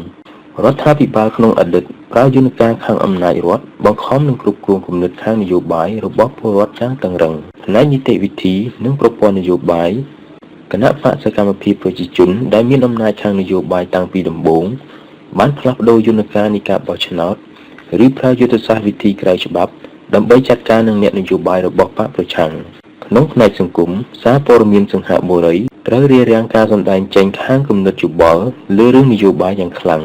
គ្រូបង្រៀនមហាវិទ្យាល័យក៏ត្រូវរដ្ឋាភិបាលចាប់ឃុំឃាំងប្រសិនបើរិះគន់រដ្ឋាភិបាលជាអវិជ្ជមានខ្លាំង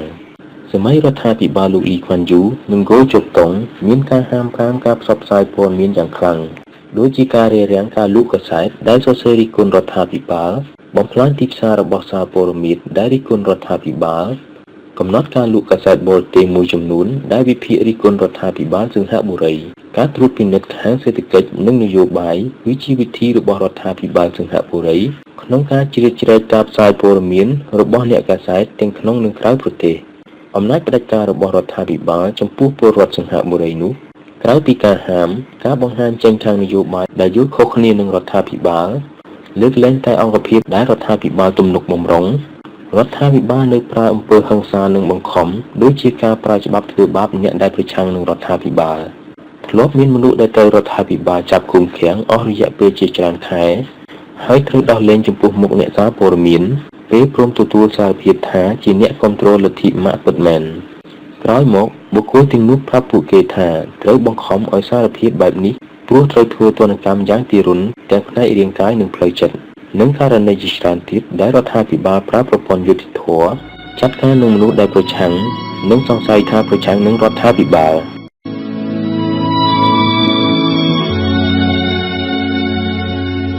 ការវិវត្តខាងប្រវត្តិសាស្ត្រនិងការបង្កើតនយោបាយសង្ហបុរីសេដ្ឋកិច្ចនយោបាយមូលធននិយមនិងការផ្លាស់ប្ដូរសង្ហបុរីចាប់ផ្ដើមធ្វើការអភិវឌ្ឍសេដ្ឋកិច្ចយ៉ាងពេញទំហឹងក្រោយការទទួលឯករាជ្យដោយសារត្រូវសាងភាពរឹងមាំរបស់រដ្ឋព្រោះសង្ហបុរីជាប្រទេសតូចនិងមានបញ្ហាភាពចម្រុះខាងជាតិសាសន៍ទើបសង្ហបុរីកសាងជាតិនិយមតាមរយៈសេដ្ឋកិច្ចដោយមិនចាប់អារម្មណ៍លើការអភិវឌ្ឍខាងនយោបាយច្រើនប៉ុន្មានទេការអភិវឌ្ឍខាងនយោបាយរបស់សង្ហបុរីផ្ដោតចំពោះតែរឿងហេដ្ឋារចនាសម្ព័ន្ធទូនីតិនយោបាយបែបស្ថាបនាប៉ុន្តែនៅមានចន្លោះលើរឿងការមានចំណែករួមខាងនយោបាយអ្នកដឹកនាំខាងនយោបាយសង្ហបុរីសាងជាតិតាមរយៈឧត្តមគតិដើម្បីសមូហភាពនិងការបង្ហាញឲ្យឃើញពីភាពអវិជ្ជមានរបស់គំនិតបុគ្គលនិយមថែមទាំងប្រើយន្តការបែបបង្ខំនិងឧត្តមគតិជាឧបករណ៍ខាងនយោបាយក្នុងការអប់រំនិងចាត់ចែងចំពោះការប្រឆាំងឃើញបានថាតួនាទីរបស់រដ្ឋាភិបាលសង្ហបុរីនោះមានភាពលេចធ្លោនិងសំខាន់ខ្លាំងណាស់រដ្ឋមានតួនាទីយ៉ាងច្រើនដើម្បីអភិវឌ្ឍនិងកសាងឧត្តមគតិគ្របដណ្ដប់ការអភិវឌ្ឍបែបមូលធននិយមឥស្សរជនសង្ហបុរីប្រឆាំងនឹងចលនារបស់បកកុម្មុយនីសនិងមានការបង្ក្រាបយ៉ាងខ្លាំងក្លាឥស្សរជនសង្ហបុរីជ្រើសរើសវិធីអភិវឌ្ឍបែបមូលធនសេរីដោយនៅខាងអាមេរិកតាំងពីអតីតរហូតដល់បច្ចុប្បន្នក្នុងផ្នែកសេដ្ឋកិច្ចសាស្ត្រាចារ្យឈូជីហារ៉ាខូនីអូសាស្ត្រាចារ្យផ្នែកសេដ្ឋកិច្ចនៃមជ្ឈមណ្ឌលសិក្សាអាស៊ីអាគ្នេយ៍មហាវិទ្យាល័យតូក្យូបាននិយាយថាមូលធននិយមក្នុងអាស៊ីអាគ្នេយ៍គ្មានប្រសិទ្ធភាពទេវាជាមូលធននិយមคล้ายៗប៉ុណ្ណោះព្រោះត្រូវរដ្ឋជ្រៀតជ្រែកមានបច្ចេកវិទ្យាអន់និងមិនសមស្របនឹងទិសដៅអភិវឌ្ឍមិនត្រឹមប៉ុណ្ណោះថែមទាំងមានការរារាំងខ្លាំងនយោបាយនិងសេដ្ឋកិច្ចលើមូលដ្ឋានគ្រឹះនៃភាពខុសគ្នាខាងជាតិសាសន៍គ Khu Nhi ốc bên chia thà dưới mình ai mới sinh hạ bồ đấy đã áp phi vật khang sự cái chạp đồ hả nâng rít trong đoàn khang thà chia công ru đợt trầm tới sầm rạp Asia khné nụ tề protein ní mình mới chia công ru protein mùi thôn nị dũngอุตสาหกรรมเตรูปนี้ต้นได้มีสมรรถภาพក្នុងការផលិតទំនិញនាំចេញភាគច្រើនជាជនបរទេសសង្ហបុរីមិនអាចសាងប្រព័ន្ធថាមពលមូលធននិយមរបស់ខ្លួនឯងបានព្រោះពឹងលើមូលធនបរទេសច្រើនទោះបីមានបច្ចេកវិទ្យាល្អមិនប្រកាន់រឿងជាតិសាសន៍និងមានការជ្រៀតជ្រែកពីប្រព័ន្ធទីផ្សារបានយ៉ាងមានប្រសិទ្ធភាពជាងប្រទេសជាច្រើនក្នុងអាស៊ីក៏ដោយប្រការនេះគឺទូនីតិរបស់រដ្ឋាភិបាលក្នុងការអភិវឌ្ឍសង្ហបុរីមានភាពច្បាស់លាស់ខ្លាំងណាស់រដ្ឋាភិបាលខ្លាចជាអ្នកកាន់ភាគហ៊ុននិងវិនិយោគិនធំក្នុងធុរកិច្ចផ្សេងៗជាច្រើនមូលធននិយមក្នុងប្រទេសសង្ហបុរីជាមូលធនដែលសេរីតែត្រូវរារាំងយ៉ាងខ្លាំងលើរឿងនយោបាយសេដ្ឋកិច្ចក្នុងប្រទេសសង្ហបុរីជាសេដ្ឋកិច្ចដែលផ្ដោតលើហិរញ្ញវត្ថុនិងសេវាច្រើនជាងការផលិត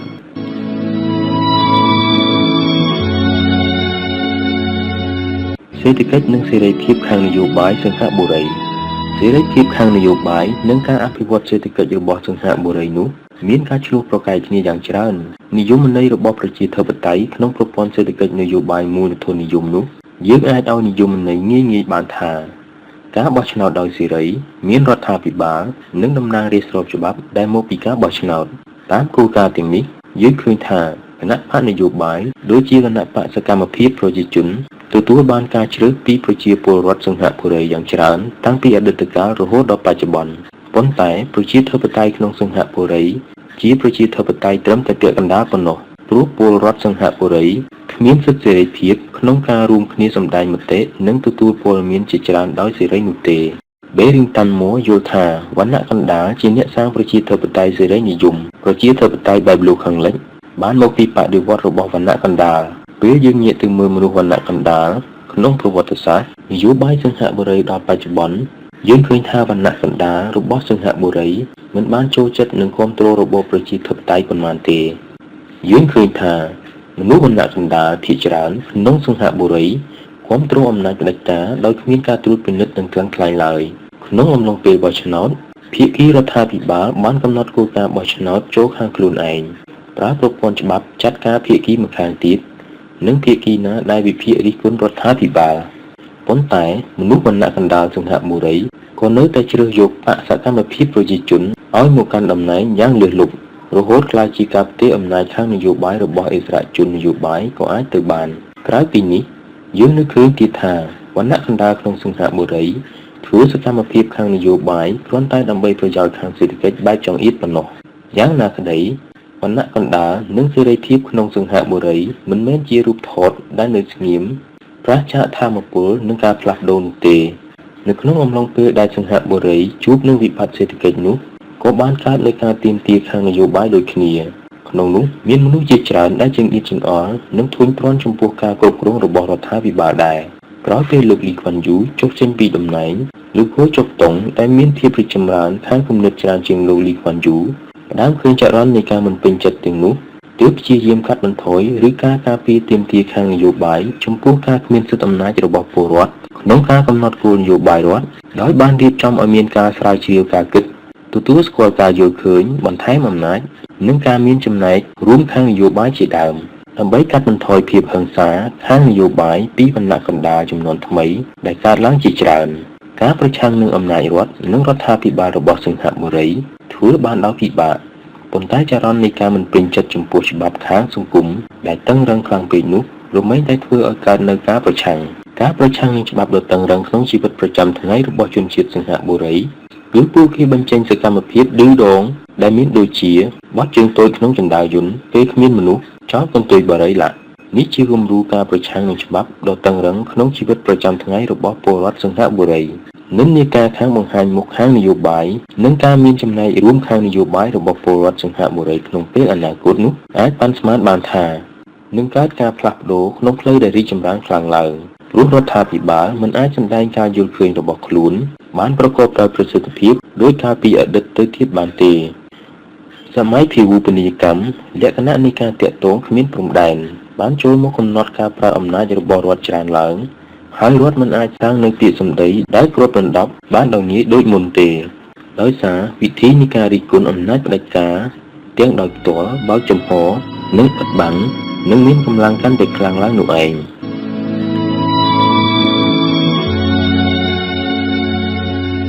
លោកលីខ្វាន់យូរំពឹងធ្វើជាខ្លាសេដ្ឋកិច្ចតើប្រទេសសិង្ហបុរីខ្លាចជាប្រទេសអភិវឌ្ឍហើយឬនៅខណៈដែលខ្លួនគ្រាន់តែជាកោះតូចមានផ្ទៃដីតូចនិងមានប្រជាជនក្នុងពេលបច្ចុប្បន្ន 3.5 លាននាក់ធ្វើឲ្យប្រទេសដែលមានដង់ស៊ីតេប្រជាជនរស់នៅច្រើនបំផុតក្នុងអាស៊ីព្រោះមានផ្ទៃដីតូចធ្លាប់ជាផ្នែកមួយរបស់ម៉ាឡេស៊ីនិងអាណានិគមអង់គ្លេសមកពីមុនហើយស្ថាបនាឡើងជាប្រទេសឯករាជ្យក្នុងឆ្នាំ 1965 និងគ្មានធនធានធម្មជាតិប៉ុន្តែប្រើពេលវេលាតែ3ទសវត្សរ៍ក្រោយការស្ថាបនាប្រទេសសិង្ហបុរីបានផ្លាស់ប្ដូរពីប្រទេសក្រីក្របំផុតមួយឲ្យក្លាយទៅជាប្រទេសដែលមានបំផុតនៅក្នុងអាស៊ីសន្ទុះសេដ្ឋកិច្ចបង្ហាញឲ្យឃើញពីឋានៈនិងសមត្ថភាពខាងសេដ្ឋកិច្ចរបស់សិង្ហបុរីគួរជាទីមោទនភាពខ្លាំងណាស់ឧទាហរណ៍ក្រោយស្ថាបនាប្រទេសហើយសេដ្ឋកិច្ចរបស់សិង្ហបុរីរីកចម្រើនជាមធ្យមក្នុងអត្រាដែលខ្ពស់រហូតមកជាពិសេសក្នុងទសវត្សរ៍ឆ្នាំ 1980 មានអត្រាការរីកចម្រើនជាមធ្យម 8% ក្នុងមួយឆ្នាំស្របពេលនឹងមាននៅគោលនយោបាយនៃការសន្សំដោយការបង្ខំរបស់រដ្ឋាភិបាលធ្វើឲ្យប្រទេសសិង្ហបុរីជាប្រទេសដែលមានប្រាក់សន្សំទុកច្រើនបំផុតទើបក្លាយជាប្រទេសដែលបញ្ចូលលុយទៅវិនិយោគទុនក្នុងប្រទេសផ្សេងៗក្នុងអាស៊ីបានច្រើន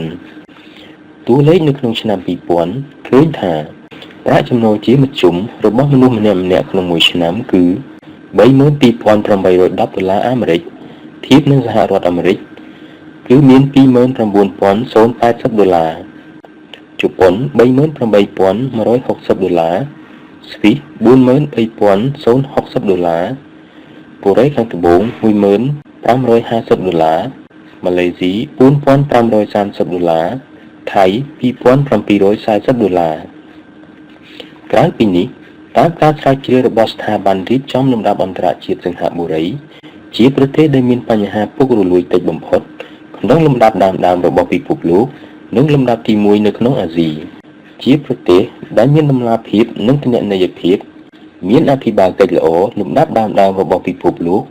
និងលំដាប់ទី1របស់អាស៊ីជាប្រទេសដែលទទួលបាន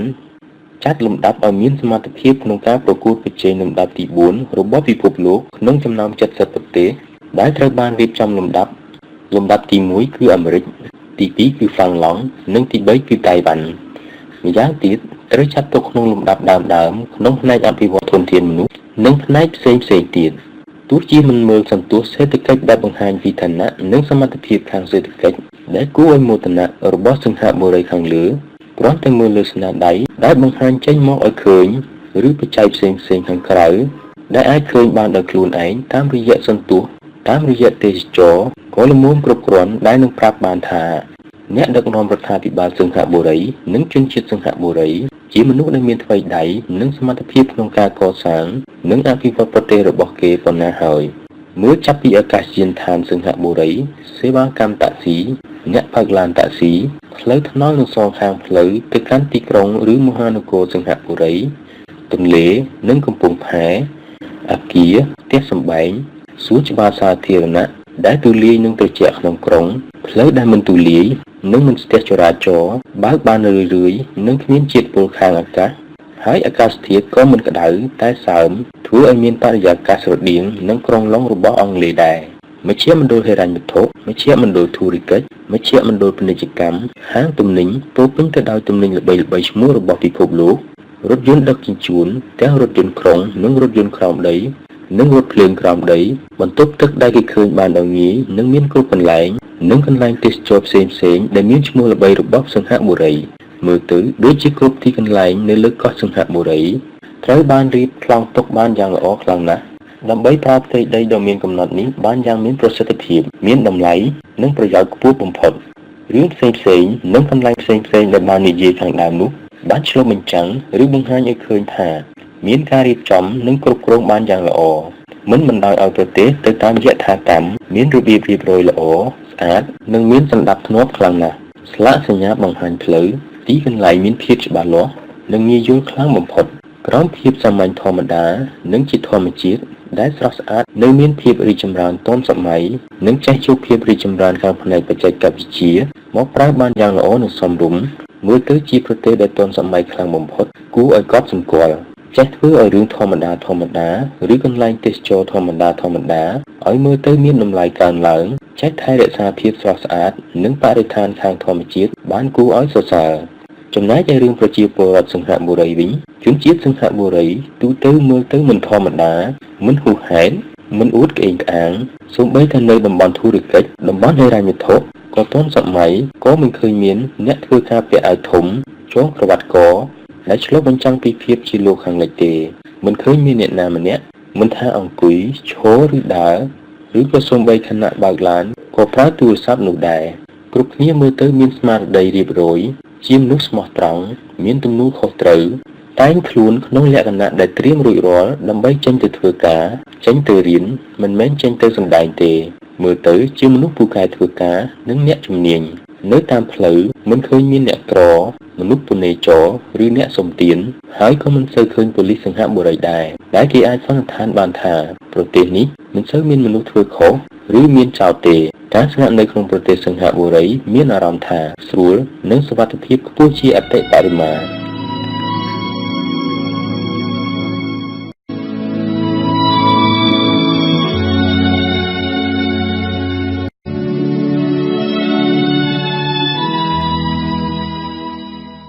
លោកលីខ្វាន់យូសង្ឃឹមធ្វើជាខ្លាអាស៊ី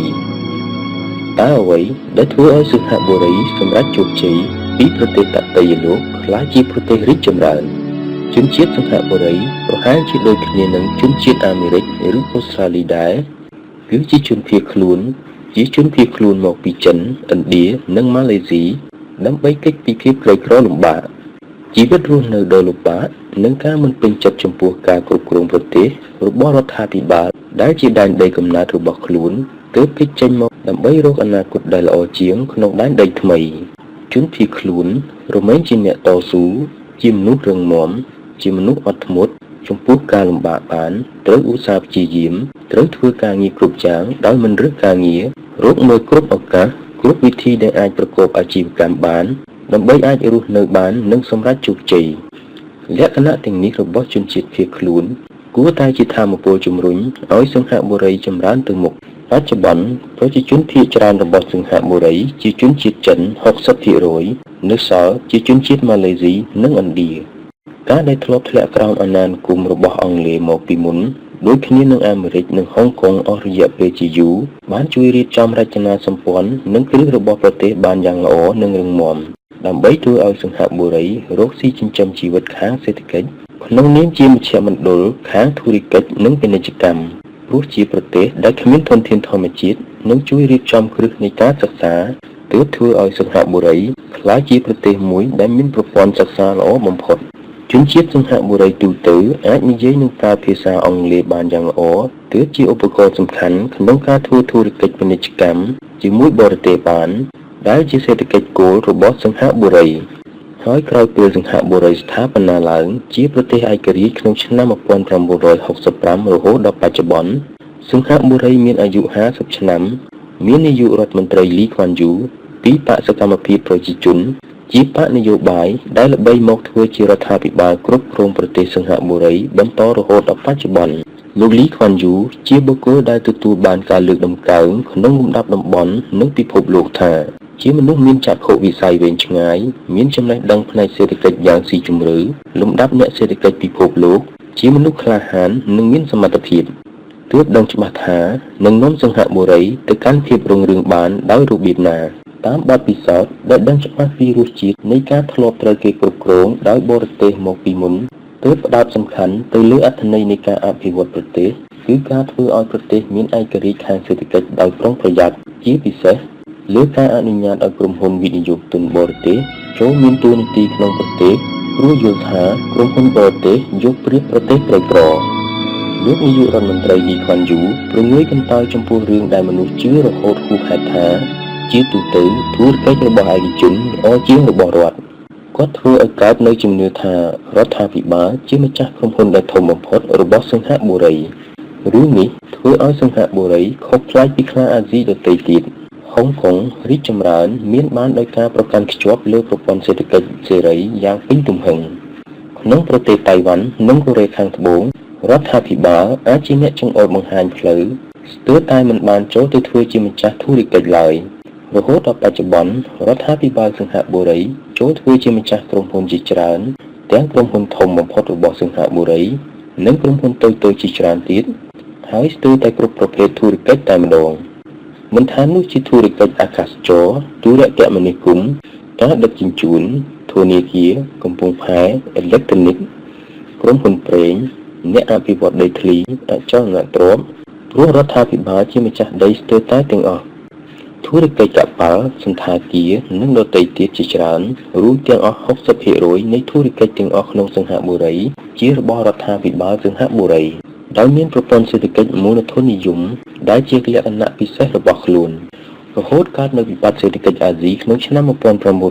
1997 ដែលចាប់តាមពីប្រទេសថៃហើយរាលដាលទៅកាន់ប្រទេសដទៃទៀតបានផ្ដល់នូវផលប៉ះពាល់ចំពោះសេដ្ឋកិច្ចសិង្ហបុរីដូចគ្នានឹងប្រទេសដទៃទៀតដែរហើយក៏អាចស្ដារមកវិញបានក្នុងរយៈពេលខ្លីតែបែរជាធ្លាក់ម្ដងទៀតធ្វើឲ្យសេដ្ឋកិច្ចដែលធ្លាប់រីកចម្រើនខ្លាំងជាមធ្យម 8 ទៅ 9% ក្នុងមួយឆ្នាំគឺធ្លាក់ចុះយ៉ាងខ្លាំងដោយរីកចម្រើនត្រឹមតែ 2% ហើយស្ថានភាពមិនល្អក៏ត្រឡប់មកវិញទៀតបណ្ដាលមកពីផលប៉ះពាល់ពីសង្គ្រាមអ៊ីរ៉ាក់និងវិបត្តិជំងឺសាការវិវត្តវិបត្តិជំងឺសាផ្ដល់ផលប៉ះពាល់យ៉ាងខ្លាំងបំផុតដល់ឧស្សាហកម្មទូទៅរបស់សិង្ហបុរីក្នុងនោះក៏ប៉ះពាល់ផងដែរដល់ឧស្សាហកម្មអេឡិចត្រូនិកជាទំនិញនាំចេញដ៏សំខាន់ឧស្សាហកម្មសំណង់និងដទៃទៀតធ្វើឲ្យអត្រារីកចម្រើនរបស់សេដ្ឋកិច្ចកាន់តែទៀតថែមទៀតឬស្ទើរតែមិនរីកចម្រើនសោះឡើយហើយទោះបីជាពេលនេះជំងឺសាបានកន្លងផុតទៅហើយសេដ្ឋកិច្ចក៏ត្រឡប់រីកចម្រើនមកល្អឡើងខ្លះប៉ុន្តែការព្យាករណ៍ថារីកចម្រើននោះនឹងមានតិចជាងមុន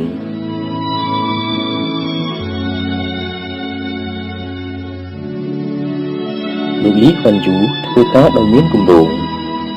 ក្រៅពីប្រឈមនឹងផលប៉ះពាល់ពីវិបត្តិសេដ្ឋកិច្ចអាស៊ីសង្គ្រាមនៅអ៊ីរ៉ាក់និងវិបត្តិជំងឺសា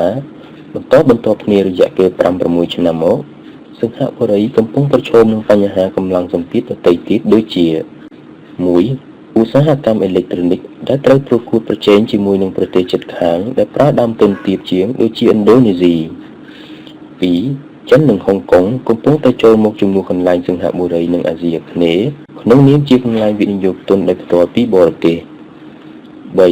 សូម្បីតែស្ថានភាពរបស់សិង្ហបុរីក្នុងឋានៈជាមជ្ឈមណ្ឌលនៃការដឹកជញ្ជូនក៏កំពុងស្ថិតនៅក្រោមការគំរាមកំហែងរបស់កំពង់ផែនិងអាកាសយានដ្ឋានដែលចាប់ផ្ដើមមានក្នុងប្រទេសជិតខាងដូចជាម៉ាឡេស៊ីជាដើម 4. ការអនុវត្តច្បាប់យ៉ាងតឹងរ៉ឹងនិងម៉ឺងម៉ាត់ដើម្បីសាងរបៀបវិន័យធ្វើឲ្យមនុស្សខ្លាចធ្វើខុសជាវិធីមិនសូវល្អប៉ុន្មានទេឬធៀបមិនបានឡើយជាមួយនឹងការកសាងឲ្យមនុស្សភ្ញាក់រលឹកលើរឿងទាំងនេះដោយអភិវឌ្ឍមនុស្សឲ្យក្លាយជាមនុស្សរីកចម្រើនឡើងទាំងផ្នែករាងកាយចិត្តសតិបញ្ញានិងចិត្តវិញ្ញាណនិងកសាងបរិយាកាសដែលធ្វើឲ្យមនុស្សចង់សម្ដែងនៅការយល់ឃើញនិងសម្ដែងចេញបែបច្នៃប្រឌិតទោះបីជាប្រាក់ចំណូលនិងមាត្រដ្ឋានជីវិតរស់នៅរបស់ជនជាតិសិង្ហបុរីខ្ពស់ប៉ុន្តែថ្លៃជីវភាពក៏ខ្ពស់តាមដែរពិបាកខ្លាំងណាស់សម្រាប់ពលរដ្ឋសិង្ហបុរីដែលអាចមានរថយន្តមានផ្ទះជារបស់ខ្លួនភាគច្រើនត្រូវរស់នៅក្នុងអាផាតមិនតូចៗព្រោះផ្ទៃដីមានកំណត់ជនជាតិសិង្ហបុរីមានអារម្មណ៍តប់ប្រមល់ទើបស្ទើរតែមិនធ្លាប់ឃើញស្នាមញញឹមលើផ្ទៃមុខរបស់ពួកគេឡើយមានការស្រាវជ្រាវដែលបង្ហាញឲ្យឃើញថាពលរដ្ឋសិង្ហបុរីមានបំណងប្រាថ្នាចង់រើចេញពីប្រទេសជានិរន្តរ៍ច្រើនឡើងពី 14 ទៅ 21% ជាពិសេសមនុស្សដែលមានចំណេះដឹងនិងមានសមត្ថភាពខ្ពស់ 5. ការដែលរដ្ឋាភិបាលចូលធ្វើជាម្ចាស់ក្នុងធុរកិច្ចជាច្រើនការដែលរដ្ឋចូលទៅបង្ខំគ្រប់គ្រងដំណើរជីវិតខាងសេដ្ឋកិច្ចរបស់ប្រជាជននិងប្រទេសដោយមិនប្រើយន្តការទីផ្សារឥទ្ធិពលរបស់វណ្ណៈខ្ពស់និងបណ្ដាសមាជិកគ្រួសាររបស់អតីតនាយករដ្ឋមន្ត្រីលីខ្វាន់យូដែលគ្រប់គ្រងប្រទេសឬសូម្បីតែធុរកិច្ចខ្លះដែលរដ្ឋាភិបាលបានផ្លាស់ប្ដូរឲ្យក្លាយទៅជារបស់ឯកជនហើយតែក៏នៅមានមនុស្សដែលធ្លាប់ជាមន្ត្រីរាជការនិងទាហានមកពីមុនចូលធ្វើជាគណៈកម្មការគ្រប់គ្រងធុរកិច្ចដែរស្ថានភាពទាំងនេះធ្វើឲ្យត្រូវគេនិយាយថានេះធ្វើឲ្យសិង្ហបុរីខ្វះភាពជាសហគ្រិនមានធុរកិច្ចជាច្រើនជារបស់រដ្ឋាភិបាលដែលមានបញ្ហាផ្នែកដើមទុនខ្ពស់មានប្រសិទ្ធភាពនិងលទ្ធផល ដែលបានមិនល្អតាមដែលរំពឹងទុកទើបចាប់ផ្ដើមដឹងច្បាស់ថារចនាសម្ព័ន្ធសេដ្ឋកិច្ចរបស់ប្រទេសក្នុងពេលបច្ចុប្បន្នរៀងភាពជាសហគ្រិនទើបចាប់ផ្ដើមភ្ញាក់រលឹកថាគំរូដែលផ្លាស់ប្ដូរធ្វើឲ្យកោះខ្លាយទៅជាមហានគរអាចធ្វើការមិនបានល្អបើត្រូវផ្លាស់ប្ដូរមហានគរឲ្យទៅជាប៉មឬទីតាំងចុងក្រោយរបស់សេដ្ឋកិច្ចចំណេះដឹងគឺប្រព័ន្ធសេដ្ឋកិច្ចដែលដំណើរការដោយធនធានចំណេះដឹងភាពសោកសៅចំពោះរឿងនេះនឹងធ្លាក់ទៅលើក្រុមហ៊ុនសង្ហបុរី Singapore Inc. ដែលមិនធ្លាប់កើតឡើងពីមុនដើម្បីទប់ទល់នឹងបញ្ហានិងកិច្ចល្បងសមត្ថភាពដែលកំពុងប្រឈមនោះរដ្ឋាភិបាលសង្ហបុរីប្រើយុទ្ធសាស្ត្រសំខាន់3គឺ1ក្នុងរយៈពេលខ្លីត្រូវធ្វើឲ្យដើមទុនធុរកិច្ចទៀតដើម្បីបន្ថែមសមត្ថភាពនៃការប្រកួតប្រជែងដោយការកាត់បន្ថយពន្ធនិងកំណត់ការឡើងថ្លៃជួលពលករ2ក្នុងរយៈពេលមធ្យមរដ្ឋាភិបាលរៀបគម្រោងប្រើពន្ធនិងបញ្ចូលលុយចូលទៅដើម្បីទំនុកបម្រុងវិស័យឧស្សាហកម្ម3ក្នុងរយៈពេលវែងរដ្ឋាភិបាលនឹងដកខ្លួនចេញពីធុរកិច្ចហើយគ្រប់គ្រងឲ្យប្រជាពលរដ្ឋសង្ហបុរីក្លាយជាសហគ្រិនដែលមានសេរីភាពនិងមានភាពជាសហគ្រិនដែលអាចសាងការរីកចម្រើនយូរអង្វែងដោយប្រាសចាកការមើលថែពីរដ្ឋាភិបាលមានការវិភាគថាតើរដ្ឋាភិបាលនឹងសម្រេចជោគជ័យឬទេឬតើវានឹងកើតឡើងឬទេព្រោះនៅមិនទាន់មានវិធានការពិសេសណាមួយដែលនឹងធ្វើវាឲ្យកើតឡើងពិតបានហើយឃើញថារដ្ឋាភិបាលស្ថិតនៅក្នុងធុរកិច្ចយូរណាស់មកហើយរកលុយបានច្រើនពីវាដែលធ្វើឲ្យរដ្ឋាភិបាលមិនព្រមដកខ្លួនចេញយ៉ាងណាក៏ដោយរដ្ឋាភិបាលបានតែងតាំងលោកស្រីហ៊ូស៊ីងកូនប្រសាររបស់លោកលីខ្វាន់យូត្រូវជាភរិយារបស់លោកលីសៀនឡុងដែលជានាយករដ្ឋមន្ត្រីសង្ហបុរីបន្តពីលោកគូជុកតុងឲ្យចូលមកធ្វើជាអ្នកគ្រប់គ្រងក្រុមហ៊ុន Temasek Holding ដែលរដ្ឋាភិបាលមានភាគហ៊ុនធំបំផុតក្នុងនោះគេនិយាយថាជាក្រុមហ៊ុនដែលបង្ហាញពីភាពជាសង្ហបុរីខ្លាំងបំផុតមានក្រុមហ៊ុនធំៗរបស់សង្ហបុរីស្ថិតនៅក្រោមការគ្រប់គ្រងរបស់ក្រុមហ៊ុននេះដល់ទៅ20ក្រុមហ៊ុននិងក្រុមហ៊ុនតូចៗជាច្រើនទៀតហើយលោកស្រីហូស៊ីងជាអ្នកត្រួតពិនិត្យកំណែទម្រង់ក្រុមហ៊ុនសង្ហបុរីតើលោកស្រីមានលក្ខណៈសម្បត្តិគ្រប់គ្រាន់សម្រាប់ធ្វើការងារនេះហើយឬនៅលោកស្រីនឹងប្រើវិធីអ្វីដើម្បីកំណែទម្រង់ក្រុមហ៊ុនសង្ហបុរីឬដើម្បីចេញក្រៅច្បាប់ទម្លាប់ចាស់ៗរបស់សង្ហបុរីគាត់នឹងសម្រេចចិត្តធ្វើនៅរឿងដែលត្រឹមត្រូវឬទេមានពាក្យដាស់តឿនពីអ្នកវិភាគលោកខាងលិចថាសង្ហបុរីត្រូវគិតដល់បច្ច័យអវិជ្ជមានដែលមកព្រមគ្នានឹងភាពជាសហគ្រិនរបស់រដ្ឋាភិបាលវិធីមួយសម្រាប់ក្រុមហ៊ុននាំមុខរបស់សង្ហបុរីដែលនឹងចម្រើនរុងរឿងបានគឺត្រូវពង្រីកទីផ្សារទៅកាន់លំដាប់តំបន់ឬលំដាប់ពិភពលោកប៉ុន្តែភាពជាសហគ្រិនរបស់រដ្ឋាភិបាលជាឧបសគ្គរារាំងអ្នកចូលហ៊ុនបរទេសដែលមានសក្តានុពលច្រើនជាងតែទោះជាយ៉ាងណាក៏ដោយមានតែមនុស្សល្ងងប៉ុណ្ណោះដែលវាតម្លៃគ្រួសាររបស់លោកលីខ្វាន់យូទាបពេកលោកលីខ្វាន់យូជាមនុស្សចាស់វស្សាដ៏ក្លាហានក្នុងសម័យកាលរបស់យើងមនុស្សចំនួនទី2ក៏មានភាពក្លាហានដែរ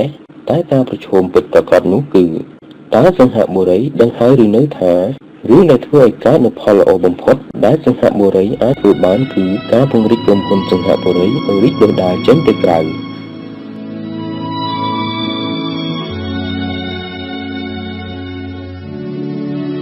លោកលីខ្វាន់យូប្រកាសជាអឡារឹកថានឹងគ្មានប្រទេសណាក្នុងសហគមន៍សេដ្ឋកិច្ចអាស៊ានអាចដណ្ដើមយកតំណែងមជ្ឈមណ្ឌលហិរញ្ញវត្ថុរបស់សង្ហបុរីបានយ៉ាងពិតប្រាកដសង្ហបុរីបង្ហាញពីយុទ្ធសាស្ត្រនៃការធ្វើមជ្ឈមណ្ឌលហិរញ្ញវត្ថុរបស់ប្រទេសសហគមន៍អាស៊ានដោយការបើកមជ្ឈមណ្ឌលហិរញ្ញវត្ថុថ្មីគឺ Marina Bay Financial Center យកគំរូតាមមជ្ឈមណ្ឌល Canary Wharf ក្នុងក្រុងឡុងលោកលីខ្វាន់យូប្រកាសថាជារឿងពិបាកខ្លាំងណាស់ដែលប្រទេសណាមួយអាចដណ្ដើមយកតំណែងជាមជ្ឈមណ្ឌលហិរញ្ញវត្ថុរបស់សង្ហបុរីបានព្រោះសង្ហបុរីជាប្រទេសដែលមានភាពគួរឲ្យជឿជាក់ក្នុងខ្សែភ្នែកប្រជាជនលោកលីសៀនឡុងបានធ្វើជាប្រធានក្នុងពិធីសម្ពោធ Marina Bay Financial Center ដែលជាមជ្ឈមណ្ឌលធុរកិច្ចហិរញ្ញវត្ថុថ្មីរបស់សង្ហបុរីដែលមានភាពទាន់សម័យលំដាប់ពិភពលោកហើយបាននិយាយក្នុងពិធីនោះថាការកសាងមជ្ឈមណ្ឌលធុរកិច្ចហិរញ្ញវត្ថុថ្មីជាការបង្ហាញពីយុទ្ធសាស្ត្ររបស់សង្ហបុរីដើម្បីក្លាយជាមជ្ឈមណ្ឌលហិរញ្ញវត្ថុលំដាប់ពិភពលោកលោកលីខ្វាន់យូនិយាយថាធុរកិច្ចសេវាកម្មហិរញ្ញវត្ថុរបស់សង្ហបុរីច្រើនជាង 12% នៃ GDP របស់ប្រទេសគឺមាន $300,000 លានដូច្នេះការអភិវឌ្ឍផ្នែកសេវាកម្មហិរញ្ញវត្ថុរបស់សង្ហបុរី ជារឿងសំខាន់លំដាប់មុនគេដោយក្រៅពីការកសាងមជ្ឈមណ្ឌលធុរកិច្ចហិរញ្ញវត្ថុដែលផ្ដល់សេវាកម្មលំដាប់ពិភពលោកហើយផ្នែកហិរញ្ញវត្ថុរបស់សិង្ហបុរីនៅបាននាំយកនូវច្បាប់ទម្លាប់ថ្មីមកប្រើដើម្បីគ្រប់គ្រងហានិភ័យរបស់ប្រព័ន្ធនិងការពារការគេចពន្ធនិងការលាងលុយផងដែរមជ្ឈមណ្ឌលធុរកិច្ចហិរញ្ញវត្ថុ Marina Bay Financial Center ជាគម្រោងការក្នុងតំបន់ថ្មីដែលបានចាក់ដីបំពេញសមុទ្ររបស់សិង្ហបុរីក្នុងឈូង Marina Bay ដែលនៅក្បែរ Resort សណ្ឋាគារនិងកាស៊ីណូ Marina Bay ចាប់ផ្ដើមអភិវឌ្ឍតាំងពីឆ្នាំ 2006 ចំណាយលុយវិនិយោគទាំងអស់ $4,000 លានសិង្ហបុរីហើយមានអគារ 3 ផ្គុំគ្នាជាអគារការិយាល័យសម្រាប់ធនាគារនិងស្ថាប័នហិរញ្ញវត្ថុ ខុនដូ 649 បន្ទប់និងតំបន់ពាណិជ្ជកម្ម 179,000 ហ្វូតការ៉េមានផ្ទៃដីរួម 2.9 លានម៉ែត្រការ៉េមានមនុស្សធ្វើការក្នុងមជ្ឈមណ្ឌលហិរញ្ញវត្ថុនេះ 28,000 នាក់ការសាង Marina Bay Financial Center រដ្ឋាភិបាលសិង្ហបុរីបានគំនិតមកពីគម្រោង Canary Wharf ក្នុងក្រុងឡុងដែលជាអគារការិយាល័យនិងតំបន់ពាណិជ្ជកម្មមានផ្ទៃរួមប្រហែលជា 1.3 លានម៉ែត្រការ៉េជាអគារការិយាល័យដែលជួយធ្វើជាធនាគារនិងស្ថាប័នហិរញ្ញវត្ថុក្រុមហ៊ុនធានារ៉ាប់រងនិងក្រុមហ៊ុនធំៗរបស់អឺរ៉ុបស្ទើរគ្រប់ទាំងអស់គម្រោងនេះធ្វើឲ្យក្រុងឡុងក្លាយជាមជ្ឈមណ្ឌលហិរញ្ញវត្ថុពិភពលោកដែលបានបង្កើតការងារជាច្រើនដល់ប្រជាជនអង់គ្លេសមុននឹងកើតនៅវិបត្តិសេដ្ឋកិច្ចធ្លាក់ចុះក្នុងអឺរ៉ុបស្ថាប័នហិរញ្ញវត្ថុនិងក្រុមហ៊ុនផ្ដល់សេវាហិរញ្ញវត្ថុខ្នាតធំដែលជួលអគារការិយាល័យរបស់ Marina Bay Financial Center ហើយមានធនាគារ Standard Chartered ធនាគារ DBS ដែលប្រើជាការិយាល័យកណ្ដាលក្រុមហ៊ុន Baker McKenzie ធនាគារ Societe Generale American Express ធនាគារ Barclays ក្រុមហ៊ុនមូលបត្រ Nomura រួមទាំងក្រុមហ៊ុនលំដាប់ពិភពលោកដែលមិនមែនជាស្ថាប័នហិរញ្ញវត្ថុក៏ចូលមកបើកការិយាល័យក្នុងមជ្ឈមណ្ឌលហិរញ្ញវត្ថុថ្មីរបស់សិង្ហបុរីយ៉ាងច្រើនដែរចំណែកលោកលីខ្វាន់យូបានថ្លែងសន្ទរកថាជាមួយលោក Paul Volcker អតីតប្រធានធនាគារអាមេរិករៀបចំឡើងដោយធនាគារ Standard Chartered នៅឯសណ្ឋាគារ Shangri-La ក្នុងពេលវេលាប្រហាក់ប្រហែលគ្នានឹងការបើក Marina Bay Financial Center ថាតួនាទីរបស់សិង្ហបុរីក្នុងឋានៈជាមជ្ឈមណ្ឌលហិរញ្ញវត្ថុនឹងនៅតែបែបនោះយូរតទៅទៀតលោកលីខ្វាន់យូបញ្ជាក់ថាភាពជឿជាក់ចំពោះប្រទេសសិង្ហបុរីនៅលើមូលដ្ឋានគ្រឹះដ៏រឹងមាំដែលកើតឡើងពីភាពជាស្ថាប័នពីដំណើរការនយោបាយដ៏ត្រឹមត្រូវរបស់រដ្ឋាភិបាលនិងពីបរិយាកាសពាណិជ្ជកម្មដែលបើកទូលាយជាបន្តបន្ទាប់និងយូរអង្វែងទោះបីមានការផ្លាស់ប្ដូររដ្ឋាភិបាលរឿងនេះនឹងគ្មានការផ្លាស់ប្ដូរដែលនឹងនាំឲ្យមានការលំបាកពីការផ្លាស់ប្ដូររហូតធ្វើឲ្យសិង្ហបុរីបាត់បង់ភាពជាមជ្ឈមណ្ឌលហិរញ្ញវត្ថុពិភពលោកនោះទេលោកលីខ្វាន់យូនៅបញ្ជាក់ទៀតថារដ្ឋាភិបាលសិង្ហបុរីមិនខ្លាចថានឹងមានរដ្ឋធានីរបស់ប្រទេសណាមួយដែលជាសមាជិកសមាគមអាស៊ានអាចអភិវឌ្ឍនាំមកប្រទេសសិង្ហបុរីបាននោះទេព្រោះសិង្ហបុរីមានស្ថាប័នដែលមានស្ថិរភាពនឹងណូមានច្បាប់ដែលមិនផ្លាស់ប្ដូរទៅមកទៅតាមការផ្លាស់ប្ដូរមេដឹកនាំប្រទេសហើយប្រាក់ចំណូលប្រជាជនក្នុងប្រទេសដទៃនៅត្រូវប្រើពេលវេលាយូរទៀតទម្រាំតែអាចដេញទាន់សិង្ហបុរី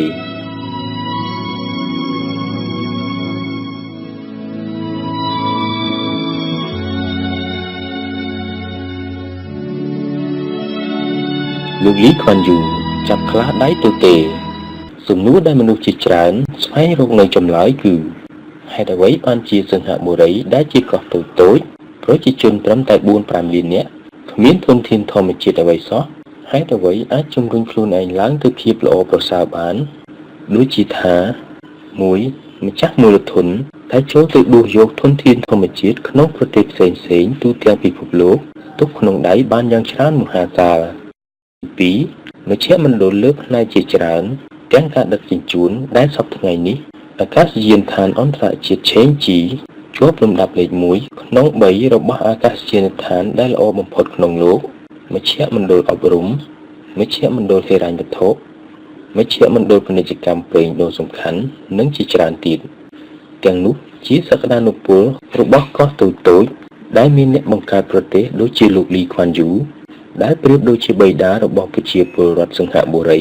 បានសាងភាពរីកចម្រើនពីចំណុចចាប់ផ្ដើមរហូតដល់សព្វថ្ងៃនេះសិង្ហបុរីជាប្រទេសដែលចម្លែកជាងប្រទេសទាំងឡាយមានទំហំតូច ប្រជាជនតិចធនធានធម្មជាតិស្ទើរតែគ្មានជាប្រទេសដែលមានតែទីក្រុងគ្មានជនបទដូច្នេះពាក្យថាសិង្ហបុរី City គឺប្រទេសសិង្ហបុរីនោះឯងតាមរយៈលក្ខខណ្ឌកំណត់ទាំងនេះធ្វើឲ្យថ្នាក់ដឹកនាំសិង្ហបុរីគ្មានផ្លូវជ្រើសរើសច្រើនទេគំនិតមួយគឺការរៀបចំគ្រឹះ Singapore Inc ឬសហជីវកម្មសិង្ហបុរីគំនិតនេះចាប់តាំងក្នុងសម័យលោកលីខ្វាន់យូជានាយករដ្ឋមន្ត្រីដំបូងជាអ្នករៀបចំគ្រឹះប្រកាសចេញជារូបរាងក្នុងសម័យនាយករដ្ឋមន្ត្រីទី2គឺលោកហ្គោចុកតុងហើយត្រូវធ្វើបន្តដោយនាយករដ្ឋមន្ត្រីទី3គឺលោកលីសៀនឡុងនឹងឯងគំនិតបង្កើត Singapore Inc ចាប់ផ្ដើមពីសិង្ហបុរីមិនអាចពឹងលើខ្លួនឯងបានគ្រប់រឿងទើបប្រើពាណិជ្ជកម្មអន្តរជាតិក្នុងការរកទំនិញនិងសេវាកម្មមកកាន់ប្រទេសដើម្បីបំពេញបន្ថែមតម្រូវការរបស់ប្រជាជនក្នុងប្រទេសមិនថាជាការទិញឬដោះដូរក៏ដោយគំរូ Singapore Inc បង្កើតឡើងមកដើម្បីសាងប្រព័ន្ធស្វែងរកធនធានដើម្បីឆ្លើយតបនឹងតម្រូវការរបស់ប្រជាពលរដ្ឋសិង្ហបុរីដែលមានទាំងជនជាតិចិនម៉ាឡាយូនិងឥណ្ឌាទើបអង្គប្រកបសំខាន់របស់ Singapore Inc មាន3ផ្នែកគឺ 1. គំនិតបែបធុរកិច្ចមិនថាជាផ្នែករដ្ឋឯកជនត្រូវមានគំនិតបែបធុរកិច្ចនិងការរកកម្រៃកាត់បន្ថយដំណាក់កាលឲ្យខ្លីបំផុតផ្ដោតលើការបន្ថែមសមត្ថភាពប្រកួតប្រជែងហៅថា business approach 2. ធ្វើឲ្យការអភិវឌ្ឍធនធានមនុស្សជារឿងសំខាន់បំផុតព្រោះគ្មានធនធានដទៃមិនថាជារ៉ែត្បូងប្រេងទើបកំណត់យកមនុស្សជាគោលដៅក្នុងការអភិវឌ្ឍដ៏សំខាន់ធ្វើឲ្យមនុស្សមានចំណេះដឹងសមត្ថភាពគ្រប់ផ្នែកបើជាអ្នកគ្រប់គ្រងត្រូវអាចបន្ថែមកម្រៃដល់អាជីវកម្មបានច្រើនបើជាអ្នកសារព័ត៌មានត្រូវតែធ្វើការឲ្យអន្តរជាតិបានបើជាមហាវិទ្យាល័យត្រូវតែជាមហាវិទ្យាល័យលំដាប់តំបន់និងពិភពលោកមានគ្រូនិងអ្នកជំនាញលើផ្នែកនីមួយៗមកទីនោះទាំងអស់ជាដើម 3. ត្រូវមើលខ្លួនឯងថាមិនចាំបាច់ប្រកួតប្រជែងជាមួយអ្នកណាក្រៅពីខ្លួនឯងសិង្ហបុរីត្រូវប្រកួតប្រជែងនឹងខ្លួនឯងគាត់មិនបានវាស់អត្រានៃការរីកចម្រើនជាតួលេខមួយខ្ទង់ឬពីរខ្ទង់ដោយប្រទេសដទៃដែលចូលចិត្តធ្វើនោះទេតែគាត់នឹងវាស់មនុស្សថាមានសន្ទុះការរស់នៅល្អឡើងឬទេមានសេវាកម្មនិងទំនិញឲ្យជ្រើសរើសច្រើនឬទេខណៈជាមួយគ្នាបានសាងនៅប្រព័ន្ធផ្ដល់ការរស់នៅដែលល្អប្រសើរឡើងលោកលីខ្វាន់យូចាត់ទុកថាជាមនុស្សរៀបចំគ្រឹះចំណែកលោកហ្គោចុកតុងជាអ្នកប្រកាសជាផ្លូវការលោកលីសៀនឡុងជាអ្នកធ្វើបន្តលក្ខណៈរបស់អ្នកទាំង3ជាក្រុមជាមួយគ្នាមិនមែនម្នាក់ប្រកាសម្នាក់ទៀតលុបចោលនោះទេជាការរៀបចំទីយាតជាប្រព័ន្ធយ៉ាងសមទំនងលោកលីខ្វាន់យូជ្រើសរើសយកលោកហ្គោចុកតុងហើយនៅពេលលោកលីសៀនឡុងដែលប្រៀបដូចជាកូនប្រុសរបស់ថៅកែក្រុមហ៊ុនធំឡើងលោកហ្គោចុកតុងក៏ចុះចេញពីតំណែងឲ្យកូនប្រុសម្ចាស់ក្រុមហ៊ុនឡើងជំនួសទើបជាចំណុចពិសេសដែលគ្មានរឿងដណ្ដើមអំណាចខាងនយោបាយធ្វើឲ្យប្រទេសរីកចម្រើនយ៉ាងឆាប់រហ័សខុសគ្នាពីប្រទេសជាច្រើនក្នុងពិភពលោកដំបូងឡើងសិង្ហបុរីចាប់ផ្ដើមពីភាពក្រលំបាកដោយសារតែលោកលីខ្វាន់យូដែលប្រៀបដូចជាអភិបាលក្រុងសិង្ហបុរីមិនត្រូវការឯករាជ្យដោយការបំបែកខ្លួនចេញពីម៉ាឡេស៊ីទេប៉ុន្តែនាយករដ្ឋមន្ត្រីដំបូងរបស់ម៉ាឡេស៊ីមិនចង់ឲ្យសិង្ហបុរីជាផ្នែកមួយរបស់ប្រទេសព្រោះប្រជាជនភាគច្រើនជាជនជាតិចិនខណៈដែលម៉ាឡេស៊ីជាជនជាតិម៉ាឡេលោកលីខ្វាន់យូបាននិយាយរឿងនេះបានយ៉ាងលម្អិតក្នុងសៀវភៅ Singapore Story ដែលចាប់ផ្ដើមអភិវឌ្ឍបែបក្រលំបាកព្រោះគ្មានធនធានធម្មជាតិតែថ្ងៃនេះសិង្ហបុរីបានក្លាយជាប្រទេសដែលមានបានហើយ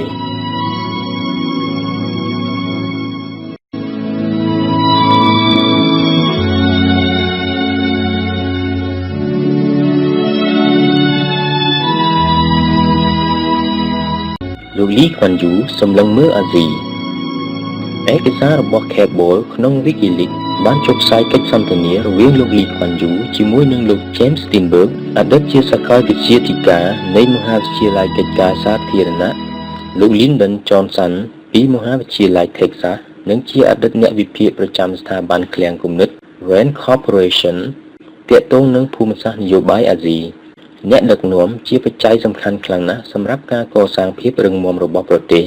ជាពិសេសអ្នកដឹកនាំប្រទេសដែលគ្មានទាំងធនធានផ្ទៃដីតូចតែស្ថិតនៅលើចំណុចយុទ្ធសាស្ត្រសំខាន់របស់អាស៊ីអាគ្នេយ៍ដោយសិង្ហបុរីដែលមានឈ្មោះថាលីខ្វាន់យូលោកលីខ្វាន់យូ មានសៀវភៅជីវប្រវត្តិអមជាមួយនឹងប្រវត្តិសាស្ត្ររបស់សិង្ហបុរីសម័យថ្មីពីរក្បាលគឺ The Singapore Story Memoir of Lee Kuan Yew From Third World to First The Singapore Story 1965-2000 សៀវភៅ From the Third World to First The Singapore Story 1965-2000 ពី blog Second Shot និយាយដល់ការកសាងខ្លួនរបស់សិង្ហបុរីពីប្រទេសតតេយ្យលោកគ្មានធនធានគ្មានកម្លាំងទាហានដែលរឹងមាំតែក្លាយជាប្រទេសដែលមានអត្រាថ្លៃជីវភាពស្មើនឹងប្រទេសដែលអភិវឌ្ឍហើយលោកលីខួនយូវិភាគនយោបាយអន្តរជាតិនិងគំនិតបែបវិទ្យាសាស្ត្រនយោបាយក្នុងសម័យសង្គ្រាមត្រជាក់បានយ៉ាងស៊ីជម្រៅចំណុចសំខាន់នៃកិច្ចសន្ទនាក្នុងខេបលសរុបបានដូចតទៅនេះ 1. កូរ៉េខាងជើងនិងអាវុធនុយក្លេអ៊ែរជាក់ស្ដែងរដ្ឋាភិបាលចិនមិនចង់ឲ្យកូរ៉េខាងជើងគ្រប់គ្រងអាវុធនុយក្លេអ៊ែរទេតែខណៈជាមួយគ្នាចិនយល់ថាកូរ៉េខាងជើងជារដ្ឋទ្រនាប់បើមិនចង់ឲ្យកូរ៉េខាងជើងដួលរលំប្រសិនបើកូរ៉េខាងជើងរួមគ្នាជាមួយនឹងកូរ៉េខាងត្បូងចិននឹងត្រូវប្រឈមនឹងកងកម្លាំងរបស់សហរដ្ឋអាមេរិកដែលចូលមកប្រតិបត្តិនឹងព្រំដែនរបស់ខ្លួនភ្លាមដូច្នេះប្រសិនបើយើងជ្រើសរើសបាន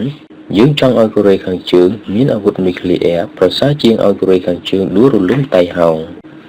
2. ភាពឯកោរបស់រដ្ឋាភិបាលកូរ៉េខាងជើងលោកលីខួនយូចោទដល់ពងក្រហមនៃរដ្ឋាភិបាលកូរ៉េខាងជើងថាកូរ៉េខាងជើងនៅឯកោតែម្នាក់ឯងជាយូរមកហើយរហូតគ្មានមិត្តពិតសូម្បីតែរុស្ស៊ីក៏ដោយពួកគេនៅមិនទាន់ទុកចិត្តចិននោះទេព្រោះរយៈកាលក្រោយមកនេះចិនបានផ្ដើមមានសម្ព័ន្ធភាពល្អជាមួយនឹងកូរ៉េខាងត្បូងទោះជាយ៉ាងណាក៏ដោយកូរ៉េខាងជើងអាចនឹងមិនថយអេរយាប័តដ៏រឹងត្អឹងរបស់ខ្លួនចុះក៏ថាបានព្រោះបើមិនអញ្ចឹងទេពួកគេអាចនឹងត្រូវប្រឈមមុខជាមួយនឹងអាមេរិកកូរ៉េខាងត្បូងនិងជប៉ុនលោកលីខួនយូនៅឃើញពីភាពផុយស្រួយរបស់រដ្ឋាភិបាលកូរ៉េខាងជើងថាទោះជាយ៉ាងណាកូរ៉េខាងជើងក៏អាចស្ថិតនៅក្រោមការត្រួតត្រានិងឡោមព័ទ្ធបានដែលនេះគឺខុសគ្នានឹងរដ្ឋាភិបាលអ៊ីរ៉ង់ដែលមានមហិច្ឆតាខ្ពស់ជាងខ្លាំងណាស់ព្រោះអ៊ីរ៉ង់មានសម្ព័ន្ធភាពយ៉ាងជិតស្និទ្ធជាមួយនឹងសហគមន៍ឈៀក្រៅប្រទេសនិងបានយ៉ាងសម្បើមពីធនធានធម្មជាតិជាពិសេសគឺប្រេង 3. ជប៉ុននឹងអភិវឌ្ឍនុយក្លេអ៊ែរការសម្រេចចិត្តរបស់កូរ៉េខាងជើងរមែងតែផ្ដល់នូវផលប៉ះពាល់ចំពោះជប៉ុនហើយជប៉ុនអាចរកវិធីអភិវឌ្ឍនុយក្លេអ៊ែរក្នុងពេលអនាគតយ៉ាងណាក៏ដោយចិនបានប៉ាន់ប្រមាណភាពអាចទៅរួចនេះទុករួចហើយសរុបថាការបណ្ដោយឲ្យជប៉ុនមានអាវុធនុយក្លេអ៊ែរល្អជាងការបាត់បង់កូរ៉េខាងជើងដែលជារដ្ឋទ្រនាប់ដូច្នេះក្រោយពីអ្នកដឹកនាំកូរ៉េខាងជើងផ្លាស់ប្ដូរអំណាចក្នុងរយៈពេល 2-3 ឆ្នាំខាងមុខកូរ៉េខាងជើងអាចនឹងមានទិសដៅរបស់ប្រទេសក្នុងទិសដៅថ្មីជាមួយនឹងអ្នកដឹកនាំថ្មីប៉ុន្តែកូរ៉េខាងជើងនៅតែជាកូរ៉េខាងជើងដដែល 4. កូរ៉េខាងជើងនឹងមិនផ្លាស់ប្ដូរច្រើនទេទោះបីជាមានកម្លាំងសម្ពាធយ៉ាងណាក៏ដោយកូរ៉េខាងជើងនឹងមិនបោះបង់ចោលអាវុធនុយក្លេអ៊ែររបស់ខ្លួនដោយងាយនោះទេទោះបីជាត្រូវប្រឈមនឹងកម្លាំងសម្ពាធពីសហរដ្ឋអាមេរិកក៏ដោយព្រោះវាជាការចរចាដែលបានផលបំផុតរដ្ឋាភិបាលនិងជីវភាពរស់នៅរបស់ប្រជាជនកូរ៉េខាងជើងនឹងមិនផ្លាស់ប្ដូរច្រើនប៉ុន្មានទេលោកឌីខ្វាន់យូប្រាប់ថាគាត់បានយល់ពីសម័យដែលជប៉ុនគ្រប់គ្រងសិង្ហបុរីថាប្រជាជននឹងព្រមចុះចាញ់ចំពោះរបបគ្រប់គ្រងដែលគ្រប់គ្រងដោយការមិនផ្ដល់អាហារសម្លៀកបំពាក់និងថ្នាំព្យាបាលជំងឺដល់ពួកគេ 5. សេដ្ឋកិច្ចដ៏រឹងមាំរបស់ចិនទោះបីជួបវិបត្តិសេដ្ឋកិច្ចពិភពលោកនិងជួបការនឹងធ្លាក់ចុះផ្នែកនាំចេញដូចជាការដឹកទំនិញពីសៀងហៃធ្លាក់ចុះពី30ទៅ 35% ដូចគ្នានឹងសិង្ហបុរីដែរតែក៏គ្មានសញ្ញានៃភាពអស្ថិរភាពក្នុងប្រទេសចិនឡើយហើយចិននៅតែជឿជាក់ថា GDP នឹងរីកចម្រើនក្នុងកម្រិត 8% ក្នុងមួយឆ្នាំខណៈនេះរដ្ឋាភិបាលចិនក្នុងចំណោមធនធានយ៉ាងច្រើនដើម្បីកែលម្អហេដ្ឋារចនាសម្ព័ន្ធខាងលិចរបស់ប្រទេសប៉ុន្តែនៅមិនទាន់មានភាពច្បាស់លាស់ថាគោលនយោបាយនេះយូរអង្វែងដល់ទៅ 3-4 ឆ្នាំឬទេតែចិននៅតែបន្តបម្រើគោលនយោបាយនេះបន្តទៀតយ៉ាងតិច1ឆ្នាំ 6. លក្ខណៈនៃហេដ្ឋារចនាសម្ព័ន្ធសេដ្ឋកិច្ចចិនដោយសារតែចិនគ្មានប្រព័ន្ធសុខុមាលភាពសង្គមធ្វើឲ្យអត្រានៃការសន្សំរបស់ចិនខ្ពស់ខ្លាំងណាស់ក្នុងកម្រិត 55% ដែលខ្ពស់ជាងអត្រានៃការសន្សំរបស់សិង្ហបុរីក្នុងកម្រិត 50% ខណៈដែលចិនមានអត្រានៃការប្រើប្រាស់ក្នុងស្រុក 35% នៃ GDP ធៀបនឹងសហរដ្ឋអាមេរិក 70% នៃ GDP ចិនបានងាកទៅប្រើការអភិវឌ្ឍសេដ្ឋកិច្ចដោយមានអត្រានៃការប្រើប្រាស់ជាគោលតែរដ្ឋាភិបាលអាចពិចារណាគោលនយោបាយនេះត្រឹមតែមួយរយៈប៉ុណ្ណោះដើម្បីកុំឲ្យកើតនូវបញ្ហាអស្ថិរភាពក្នុងប្រទេសប្រជាពលរដ្ឋចំនួន20លាននាក់កំពុងផ្លាស់ប្ដូរទីលំនៅត្រឡប់ទៅរស់នៅតាមជនបទវិញព្រោះការផ្លាស់ប្ដូររចនាសម្ព័ន្ធខាងសេដ្ឋកិច្ចដោយរដ្ឋាភិបាលគាំទ្រគម្រោងការផ្តល់ឥណទានខ្នាតតូចដើម្បីការផ្លាស់ប្ដូរទាំងនោះក្នុងពេលនោះចិនមិនបានគិតដល់របបកុម្មុយនីសច្រើនដូចមុនទៀតទេតែចិនគិតដល់សមិទ្ធផលច្រើនឡើងនិងចង់រក្សារបបគ្រប់គ្រងបែបប្រាក់តែមួយទុកការដែលចិនប្រើនយោបាយសេដ្ឋកិច្ចដើម្បីជំរុញដោះស្រាយបញ្ហាវិបត្តិសេដ្ឋកិច្ចក្នុងរយៈពេលយូរបែបនេះអាចមិននាំទៅកាន់កំណែទម្រង់សេដ្ឋកិច្ចយ៉ាងពិតប្រាកដតែពេលមើលទៅទស្សនៈខាងនយោបាយនេះជារឿងចាំបាច់ក្នុងខ្សែភ្នែកចិនដើម្បីការពារការបង្កចលាចលក្នុងស្រុកដោយដែលបានកើតឡើងរួចមកហើយនៅក្នុងក្រុងខ្វាងជូវកាលពីខែមីនាឆ្នាំ2009ពេលក្រុមហ៊ុនហុងកុងមកវិនិយោគ7នយោបាយរបស់ចិនចំពោះតៃវ៉ាន់ផែននយោបាយរបស់ប្រធានាធិបតីហ៊ូជីនតាវចំពោះករណីតៃវ៉ាន់នោះមានភាពអត់ធន់និងបត់បែនជាងសម័យអតីតប្រធានាធិបតីជាងសេមីងខ្លាំងណាស់ហើយចិននឹងព្យាយាមសាងទំនាក់ទំនងជាមួយនឹងតៃវ៉ាន់ដោយផ្ទាល់ដោយតៃវ៉ាន់អាចត្រឡប់ទៅកាន់ប្រទេសចិនដីគោកគ្មានពេលកំណត់អាច10 20ឬ30ឆ្នាំចាប់ពីពេលនេះតទៅហើយតៃវ៉ាន់ខ្លួនឯងតាមពិតក៏មិនចង់បំបែកខ្លួនឯករាជ្យដោយកាលពីមុនទៀតដែរចំណែកនយោបាយក្នុងប្រទេសចិនវិញប្រធានាធិបតីហ៊ូជីនតាវធ្លាប់ចង់ឲ្យនាយករដ្ឋមន្ត្រីលីខឺជៀងនិងសមាគមយុវជនកុម្មុយនីសជាទាយាទរបស់ខ្លួនតែលោកហ៊ូជីនតាវក៏ព្រមទទួលការឡើងមករបស់អនុប្រធានាធិបតីស៊ីជីនភីងក្នុងអនាគតដែរទាំងនោះដោយសារតែថ្នាក់ដឹកនាំចិនផ្ដល់ការគាំទ្រដែលបង្ហាញពីគំនិតបែបសមិទ្ធផលនិយមរបស់លោកហ៊ូជីនតាវចាប់ពីពេលនេះទៅនឹងមិនឃើញមេដឹកនាំចិនដែលមានភាពរឹងមាំនិងដាច់ខាតដូចម៉ៅស៊ីតុងឬតេងសៀពីងតទៅទៀតហើយចាប់ពីពេលនេះទៅជារឿងប្រព័ន្ធច្រើនជាងបុគ្គល8ការសំកាំងឡើងរបស់ចិនបើមើលពីជ្រុងសេដ្ឋកិច្ចចិនចាត់ទុកថាឡើងមកដល់លំដាប់ទី3ហើយប៉ុន្តែចិននឹងមិនព្រមធ្វើខុសដោយជប៉ុននិងអាល្លឺម៉ង់ទេដោយមិនប្រឈមដោយកម្លាំងកងទ័ពជាមួយនឹងអាមេរិកដោយផ្ទាល់ទេចិនមានសកម្មភាពខាងសេដ្ឋកិច្ចប្រទាក់ក្រឡាគ្នានិងមានភាពមមាញឹកក្នុងអាមេរិកឡាទីនអាហ្វ្រិកនិងមជ្ឈិមប្រទេសកម្លាំងទាហានរបស់ចិននៅមិនទាន់អាចធៀបស្មើនឹងអាមេរិកបានតែចិនអាចអភិវឌ្ឍសមត្ថភាពខាងទាហានរបស់ខ្លួនជាបន្តបន្ទាប់ហើយចិនក៏ដឹងច្បាស់ដែរថាសក្តានុពលនៃការរីកចម្រើនខាងសេដ្ឋកិច្ចរបស់ខ្លួនគឺទាក់ទងនឹងការនាំចូលជាពិសេសគឺថាមពលវត្ថុធាតុដើមនិងអាហារទើបនេះជាមូលហេតុដែលចិនព្យាយាមសហការជាមួយអាហ្វ្រិកខាងត្បូងដើម្បីសាងមូលនិធិអភិវឌ្ឍចិនអាហ្វ្រិកឡើងមកចិននៅត្រូវគ្រប់គ្រងផ្លូវទឹកដឹកជញ្ជូនកងកម្លាំងបំរុងខាងសមុទ្រចិននៅព្រួយបារម្ភពីស្ថិរភាពនៅច្រកម៉ាឡាកា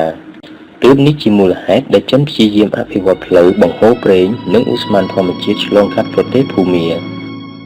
9ការណែនាំសហរដ្ឋអាមេរិកគួរតែធ្វើការអភិវឌ្ឍមុខវិជ្ជាដែលល្អបំផុតដើម្បីទទួលនិស្សិតពីប្រទេសចិនព្រោះមនុស្សចំនួនថ្មីរបស់ចិនដែលមានសមត្ថភាពនិងឆ្លៀសវៃសុទ្ធតែចង់ទៅរៀនបន្តនៅអាមេរិកជាពិសេសគួរពិចារណាមុខវិជ្ជាដូចជាគម្រោងសិក្សានិងអប់រំកងទ័ពអន្តរជាតិក្នុងប្រទេសចិនចំណុចមានប្រៀបរបស់សហរដ្ឋអាមេរិកគឺការទាញយកមនុស្សដែលមានសក្តានុពលខ្ពស់ពីគ្រប់កន្លែងពីពេញពិភពលោកដូច្នេះក្នុងពេលអនាគតអ្នកដឹកនាំចិនភាគច្រើននឹងរៀនចប់ថ្នាក់បណ្ឌិតនិងអនុបណ្ឌិតពីមហាវិទ្យាល័យក្នុងសហរដ្ឋអាមេរិក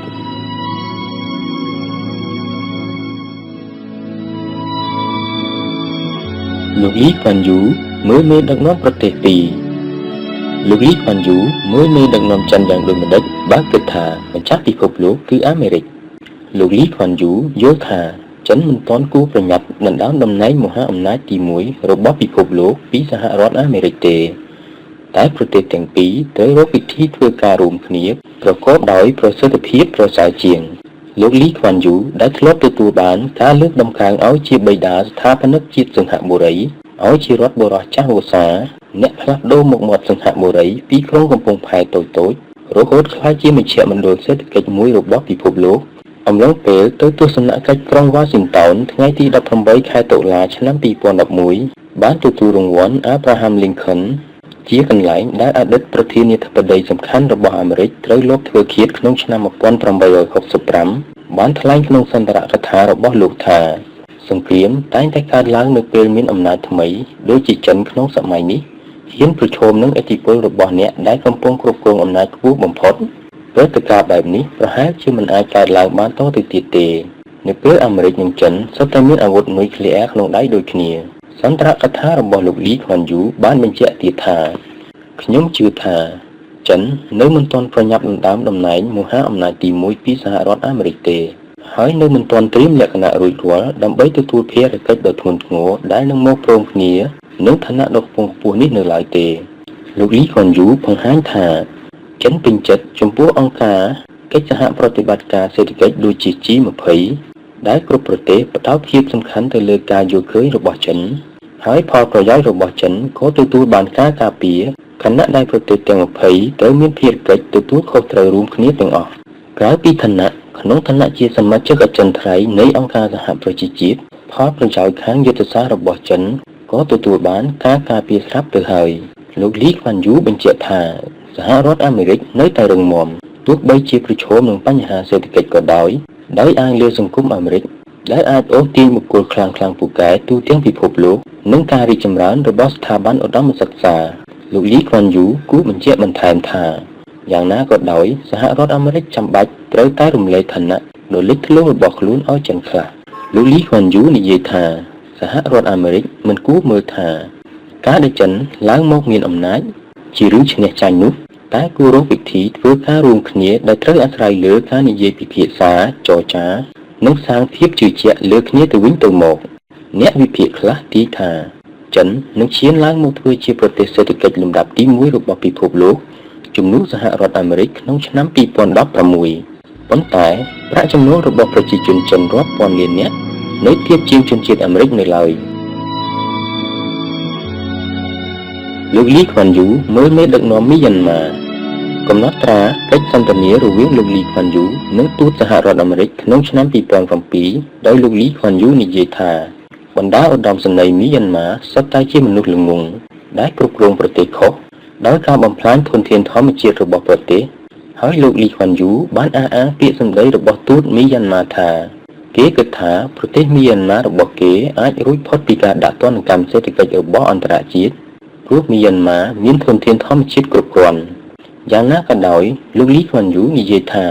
គាត់គិតថាបញ្ហារបស់មីយ៉ាន់ម៉ាអាចដោះស្រាយបានប្រសិនបើឧត្តមសេនីយ៍ជំនាន់ថ្មីអាចកាត់បន្ថយភាពល្ងង់ខ្លៅចុះហើយដើរទៅមុខរួមគ្នាគ្រប់គ្រងប្រទេសជាមួយក្រុមចលនាប្រជាធិបតេយ្យរបស់ប្រទេសរួមទាំងលោកស្រីអង្សានស៊ូជីដែលជាគូបដិបត្តិចម្បងរបស់កងទ័ពមីយ៉ាន់ម៉ាក្រៅពីនោះលោកលីខ្វាន់យូបាននិយាយទៀតថាលោកប្រធានាធិបតីស៊ូស៊ីឡូបាំបាំងយូដូយូណូអ្នកដឹកនាំប្រទេសឥណ្ឌូនេស៊ីគឺស័ក្តិសមបំផុតក្នុងការធ្វើជាតំណាងរបស់អាស៊ាននិយាយជាមួយមីយ៉ាន់ម៉ាដោយសារគាត់ធ្លាប់ធ្វើជាឧត្តមសេនីយ៍របស់ទាហានមកពីមុនដែលស្ថានភាពទាំងនោះនឹងធ្វើឲ្យគាត់និយាយជាមួយនឹងអ្នកដឹកនាំទាហានមីយ៉ាន់ម៉ាបានយ៉ាងងាយ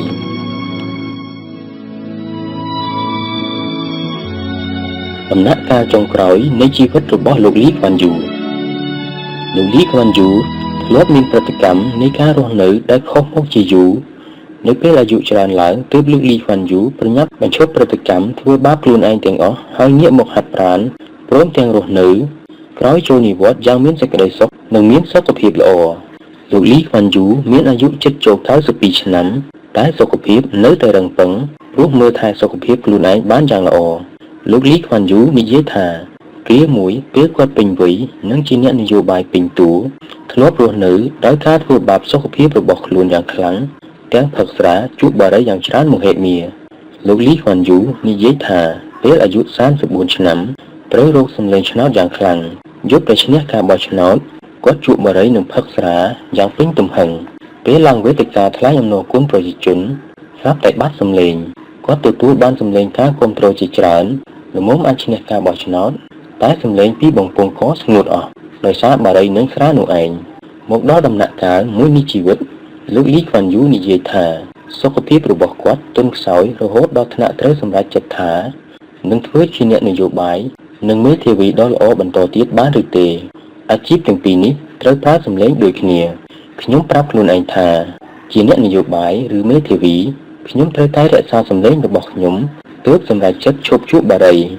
នោះរមែងតែងតែមិនមែនជារឿងងាយនោះទេព្រោះលោកលីខ្វាន់យូសារភាពថាគាត់ញៀនបារីខ្លាំងណាស់យប់ខ្លះសុបិនអាក្រក់ថាត្រឡប់ទៅជួបបារីម្ដងទៀតភ្ញាក់ក្រោកឡើងកណ្ដាលអាធ្រាត្រជាញឹកញាប់ក៏មានប៉ុន្តែថាមពលនៃភាពដាច់ខាតដែលត្រូវផ្ដាច់បារីនោះមកពីការឆ្លើយសំណួរខ្លួនឯងថា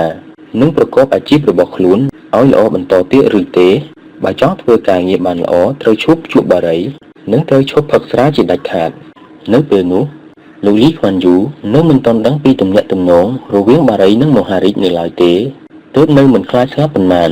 ប៉ុន្តែចម្លែកខ្លាំងណាស់ចាប់ពីពេលនោះមកលោកលីខ្វាន់យូមានអាការៈចាញ់ផ្សែងបារីយ៉ាងខ្លាំងអាចនិយាយបានថាអ្នកណាជួបបារីក្បែរមិនបានឡើយលោកលីខ្វាន់យូសូមឲ្យរដ្ឋមន្ត្រីកុំឲ្យជួបបារីក្នុងបន្ទប់ប្រជុំបើចង់ជួបឲ្យទៅជួបនៅក្រៅបន្ទប់ព្រោះគាត់ចាញ់បារីពិតមែនមានថ្ងៃមួយលោកលីខ្វាន់យូនៅផ្ទះមិត្តភក្តិជិតស្និទ្ធរបស់គាត់ឈ្មោះវ៉ាឆារ៉ាត់ណាំហើយកំពុងនិយាយជាមួយអ្នកសារព័ត៌មានបរទេសមួយក្រុមពេលថតរូបរួមគ្នាលោកលីខ្វាន់យូឃើញរូបរបស់គាត់មានក្បាលពោះធំទើបចេញមកគួរឲ្យស្អប់ទើបប្រាប់ខ្លួនឯងភ្លាមថាមិនបានទេព្រោះវាជាក្បាលពោះដែលចេញមកដោយឥទ្ធិពលនៃការផឹកស្រាបៀរច្រើនពេកលោកលីខ្វាន់យូសម្រេចចិត្តប្រតិបត្តិការសម្រកក្បាលពោះដោយការទៅលេងវាយកូនគោលដោយផ្ដើមពីការវាយកូនគោលរាប់រយគ្រាប់ក្នុងមួយថ្ងៃតែក្បាលពោះមិនស្រកទើបគាត់ប្រាប់ខ្លួនឯងទៀតថាបើចង់ឲ្យរាងស្អាតត្រូវតមអាហារដែលត្រូវហាត់ប្រាណឲ្យបានច្រើនជាងនេះថ្ងៃមួយក្រោយការបោះឆ្នោតឆ្នាំ1976លោកលីខ្វាន់យូប្រាប់ថាមានអារម្មណ៍ថាហត់ទើបទៅឈរទីធ្លាវិមានរដ្ឋាភិបាលព្យាយាមដកដង្ហើមវែងៗយឺតៗកូនស្រីតែម្នាក់គាត់របស់លោកលីខ្វាន់យូដែលទើបនឹងរៀនចប់ពេទ្យមកឃើញក៏ចូលមកសួរថាប៉ាកំពុងធ្វើអ្វីលោកលីខ្វាន់យូឆ្លើយថាប៉ាកំពុងព្យាយាមស្រូបយកអុកស៊ីហ្សែនកូនស្រីឆ្លើយភ្លាមថាបើអញ្ចឹងប៉ាមិនត្រូវលេងវាយកូនគោលទេត្រូវទៅរត់ហាត់ប្រាណបែបអេរ៉ូប៊ិកទើបប្រសើរជាងពេលដំបូងលោកលីខ្វាន់យូប្រើវិធីដើរលឿនៗនៅពេលលេងវាយកូនគោលបន្ទាប់មកក៏រត់មានអារម្មណ៍ថារាងកាយឆ្លើយតបបានល្អក្រោយមកមិនយូរប៉ុន្មានលោកលីខ្វាន់យូសម្រេចចិត្តហាត់ប្រាណដោយការរត់ក្រោយពីវាយកូនគោលប៉ុន្មានឆ្នាំក្រោយមកលោកលីខ្វាន់យូរកឃើញចម្លើយសម្រាប់ខ្លួនឯងថាការវាយកូនគោលចំណាយពេលយូរខ្លាំងពេកហាត់ប្រាណដោយការរត់ចំណាយពេលត្រឹមតែ15នាទីប៉ុណ្ណោះល្អប្រសើរហើយទើបលោកលីខ្វាន់យូឈប់វាយកូនគោលងាកមករត់តែម្យ៉ាងគាត់ប្រាប់ខ្លួនឯងថាខ្លួនឯងមិនធ្លាប់គិតទេថាមានអាយុវែងដល់84ឆ្នាំឬ85ឆ្នាំម្ដាយរបស់ខ្ញុំស្លាប់នៅពេលអាយុ74ឆ្នាំតែឪពុករបស់ខ្ញុំស្លាប់ទៅនៅពេលដែលគាត់មានអាយុ94ឆ្នាំព្រោះឪពុកខ្ញុំហែទឹករាល់ថ្ងៃនិងធ្វើការងារគ្រប់ពេលវេលាដូច្នេះទើបខ្ញុំគណនាថាខ្ញុំគួររស់នៅអាយុដែលនៅចន្លោះកណ្ដាលរវាងឪពុកនិងម្ដាយរបស់ខ្ញុំពេលអាយុ73ឆ្នាំខណៈកំពុងជិះកង់លោកលីខ្វាន់យូមានអារម្មណ៍ណែនដើមទ្រូងឡើងទៅដល់កស្អែកឡើងជិះកង់ទៀតអាការៈធ្ងន់ធ្ងរឡើងក្រោយពីពេលចាប់ផ្ដើមបាន5នាទីគាត់ឲ្យពេទ្យពិនិត្យក៏ឃើញថាសរសៃឈាមមួយចំនួនរួមតូចបើខ្ញុំមិនប្រញាប់ទៅឲ្យគ្រូពេទ្យពិនិត្យប្រហែលជាអាចស្លាប់ពេលអាយុ74ឆ្នាំក៏ថាបានដូចម្ដាយរបស់ខ្ញុំពេលដែលខ្ញុំត្រូវប្រយ័ត្នគឺអាយុ84ឆ្នាំព្រោះជាឆ្នាំដែលឪពុករបស់ខ្ញុំដួលរហូតត្រូវអង្គុយលើរទេះព្រោះពេលខ្លះនៅពេលខ្ញុំងាកខ្លួនលឿនបន្តិចនិងវិលមុខងងឹតមុខទើបត្រូវធ្វើដោយយឺតព្រោះប្រសាទរបស់មនុស្សចូលវ័យជរាចាប់ផ្ដើមខ្សោយហើយលោកលីខ្វាន់យូណែនាំមនុស្សចាស់ជរារបស់សិង្ហបុរីថាមិនត្រូវញែកខ្លួនចេញទៅនៅតែម្នាក់ឯងព្រោះមនុស្សជាសត្វសង្គមត្រូវមានរឿងមករំញោចគ្រប់ពេលវេលាហើយត្រូវជួយមនុស្សម្នាត្រូវតាមដានរឿងរ៉ាវរបស់សង្គមនិងពិភពលោកខ្ញុំមិនសូវចូលចិត្តធ្វើដំណើរប៉ុន្មានទេតែខ្ញុំត្រូវបង្ខំខ្លួនឯងឲ្យទៅនេះទៅនោះក្នុងតំណែងជាប្រធានទីប្រឹក្សារបស់ក្រុមហ៊ុនជាច្រើនដូចជាធនាគារនិងក្រុមហ៊ុនប្រេងខ្ញុំទៅចិនទៅឥណ្ឌាបានជួបបានប្រជុំបានស្ដាប់ពីអធិប្បាយសរុបនិងបានដឹងថាពិភពលោកដើរដល់ណាហើយមិនអញ្ចឹងទេខ្ញុំគិតថាមនុស្សយើងនឹងត្រៀមស្រពោនស្លាប់យ៉ាងពិតប្រាកដប្រសិនបើអង្គុយដេកនៅតែក្នុងផ្ទះនិងមិនធ្លាប់សេពគប់អ្នកណា លោកលីខួនយូប្រាប់ថារឿងសំខាន់សម្រាប់មនុស្សអាយុច្រើនឡើងគឺត្រូវចាប់អារម្មណ៍អ្វីមួយជាពិសេសបើអ្នកអាយុ55ឆ្នាំហើយប្រាប់ខ្លួនឯងថានឹងចូលនិវត្តន៍ដើម្បីអានសៀវភៅវាយកូនគោលនិងផឹកស្រាទំពាំងបាយជូរខ្ញុំគិតថាអ្នកពិតជាចប់យ៉ាងពិតប្រាកដព្រោះពី3ខែក្រោយអ្នកនឹងចាប់ផ្ដើមធុញគ្មានអ្វីធ្វើគ្មានគោលដៅក្នុងជីវិតអ្នកនឹងចាប់ផ្ដើមស្វិតស្រពោនទាំងកាយនិងចិត្តដូច្នេះពាក្យណែនាំពីមនុស្សចាស់វស្សារបស់សិង្ហបុរីគឺត្រូវរករឿងដែលខ្លួនចាប់អារម្មណ៍មកធ្វើហើយត្រូវរករឿងដែលលបងសមត្ថភាពខ្លួនឯងគ្រប់ពេលវេលាសពថ្ងៃនេះពេលអ្នកណាម្នាក់មកប្រាប់ខ្ញុំថាអាយុ60ឆ្នាំហើយកំពុងចូលនិវត្តន៍និងមិនធ្វើអ្វីទៀតឡើយខ្ញុំសួរថាអ្នកចង់ឆាប់ស្លាប់តើមែនទេលោកលីខួនយូផ្ញើប្រាប់មនុស្សចាស់ទាំងឡាយថាបើអ្នកចង់ឃើញព្រះអាទិត្យរះនៅថ្ងៃស្អែកអ្នកត្រូវរកហេតុផលត្រូវមានអ្វីមកជំរុញឲ្យអ្នកត្រូវរស់នៅដោយសប្បាយរីករាយមិនមែនដេកសម្រាកតែម្យ៉ាងនោះទេបើបែបនេះស្មើនឹងរងចាំថ្ងៃស្លាប់ប៉ុណ្ណោះ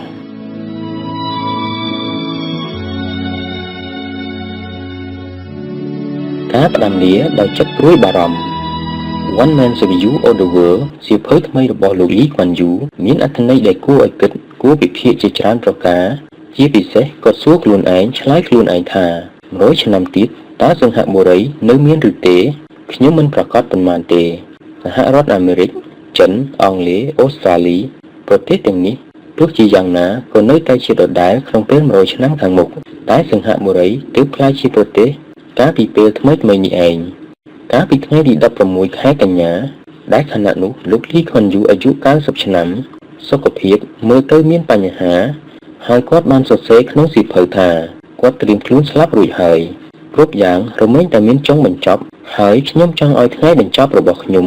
មកឆាប់និងគ្មានការឈឺចាប់ច្រើនបំផុតតាមដែលអាចទៅរួចខ្ញុំមិនចង់ដេកឈឺធ្ងន់ធ្ងរមួយរយៈលើគ្រែនិងមានខ្សែរណៃរណោងពីច្រមុះរហូតដល់ពោះនោះទេថ្ងៃចេញលក់សៀវភៅមួយនេះត្រូវបានគេនិយាយជាសកលថាមិនគួរឲ្យជឿថាលោកលីខួនយូដែលមិនធ្លាប់ព្រមចុះចាញ់នឹងអ្វីឬអ្នកណាឡើយនោះប៉ុន្តែត្រូវព្រមចុះចាញ់សង្គ្រាមដែលគាត់តស៊ូមកជាយូរការព្យាយាមឲ្យយុវជនសិង្ហបុរីមានកូនឲ្យបានច្រើនដើម្បីបង្កើនចំនួនប្រជាជនរបស់កោះមួយនេះលោកលីខួនយូបានប្រើយុទ្ធវិធីគ្រប់បែបយ៉ាងដើម្បីលួងលោមយុវជនសម័យថ្មីឲ្យរៀបការនិងបង្កើតកូនដោយស្នើនឹងប្រាក់បូណឺសនិងសិទ្ធិពិសេសជាច្រើនយ៉ាងតែអត្រាការកើតរបស់ក្មេងស្ថិតនៅត្រឹម 1.2 ទាបជាងមាត្រដ្ឋាន 2.1 ដែលត្រូវធ្វើឲ្យបាន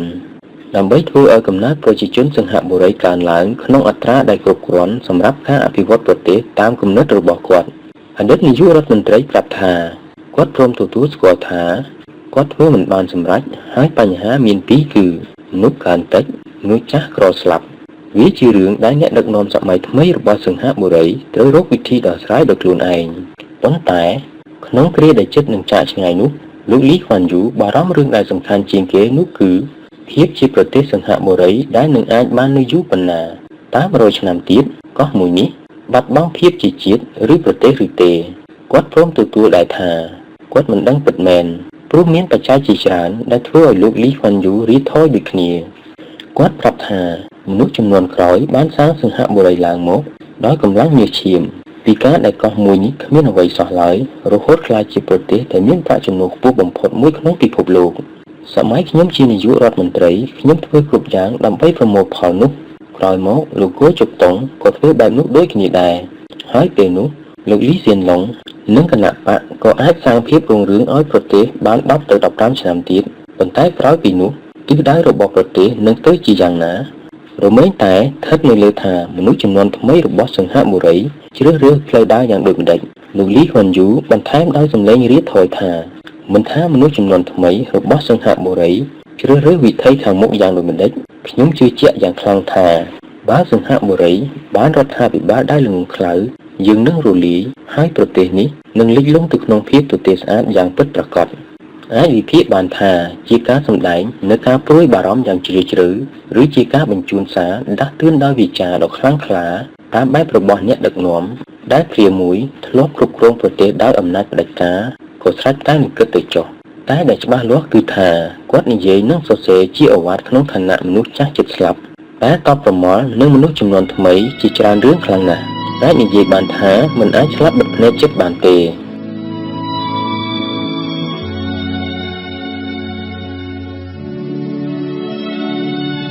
លោកលីខ្វាន់យូជារដ្ឋបុរសដែលមានជីវិតជាអមតៈ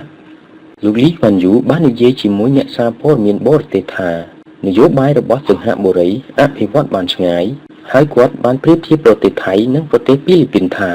នយោបាយកំពុងដើរថយក្រោយព្រោះថាអ្នកសារព័ត៌មានសេរីភាពច្រើនខ្លាំងពេក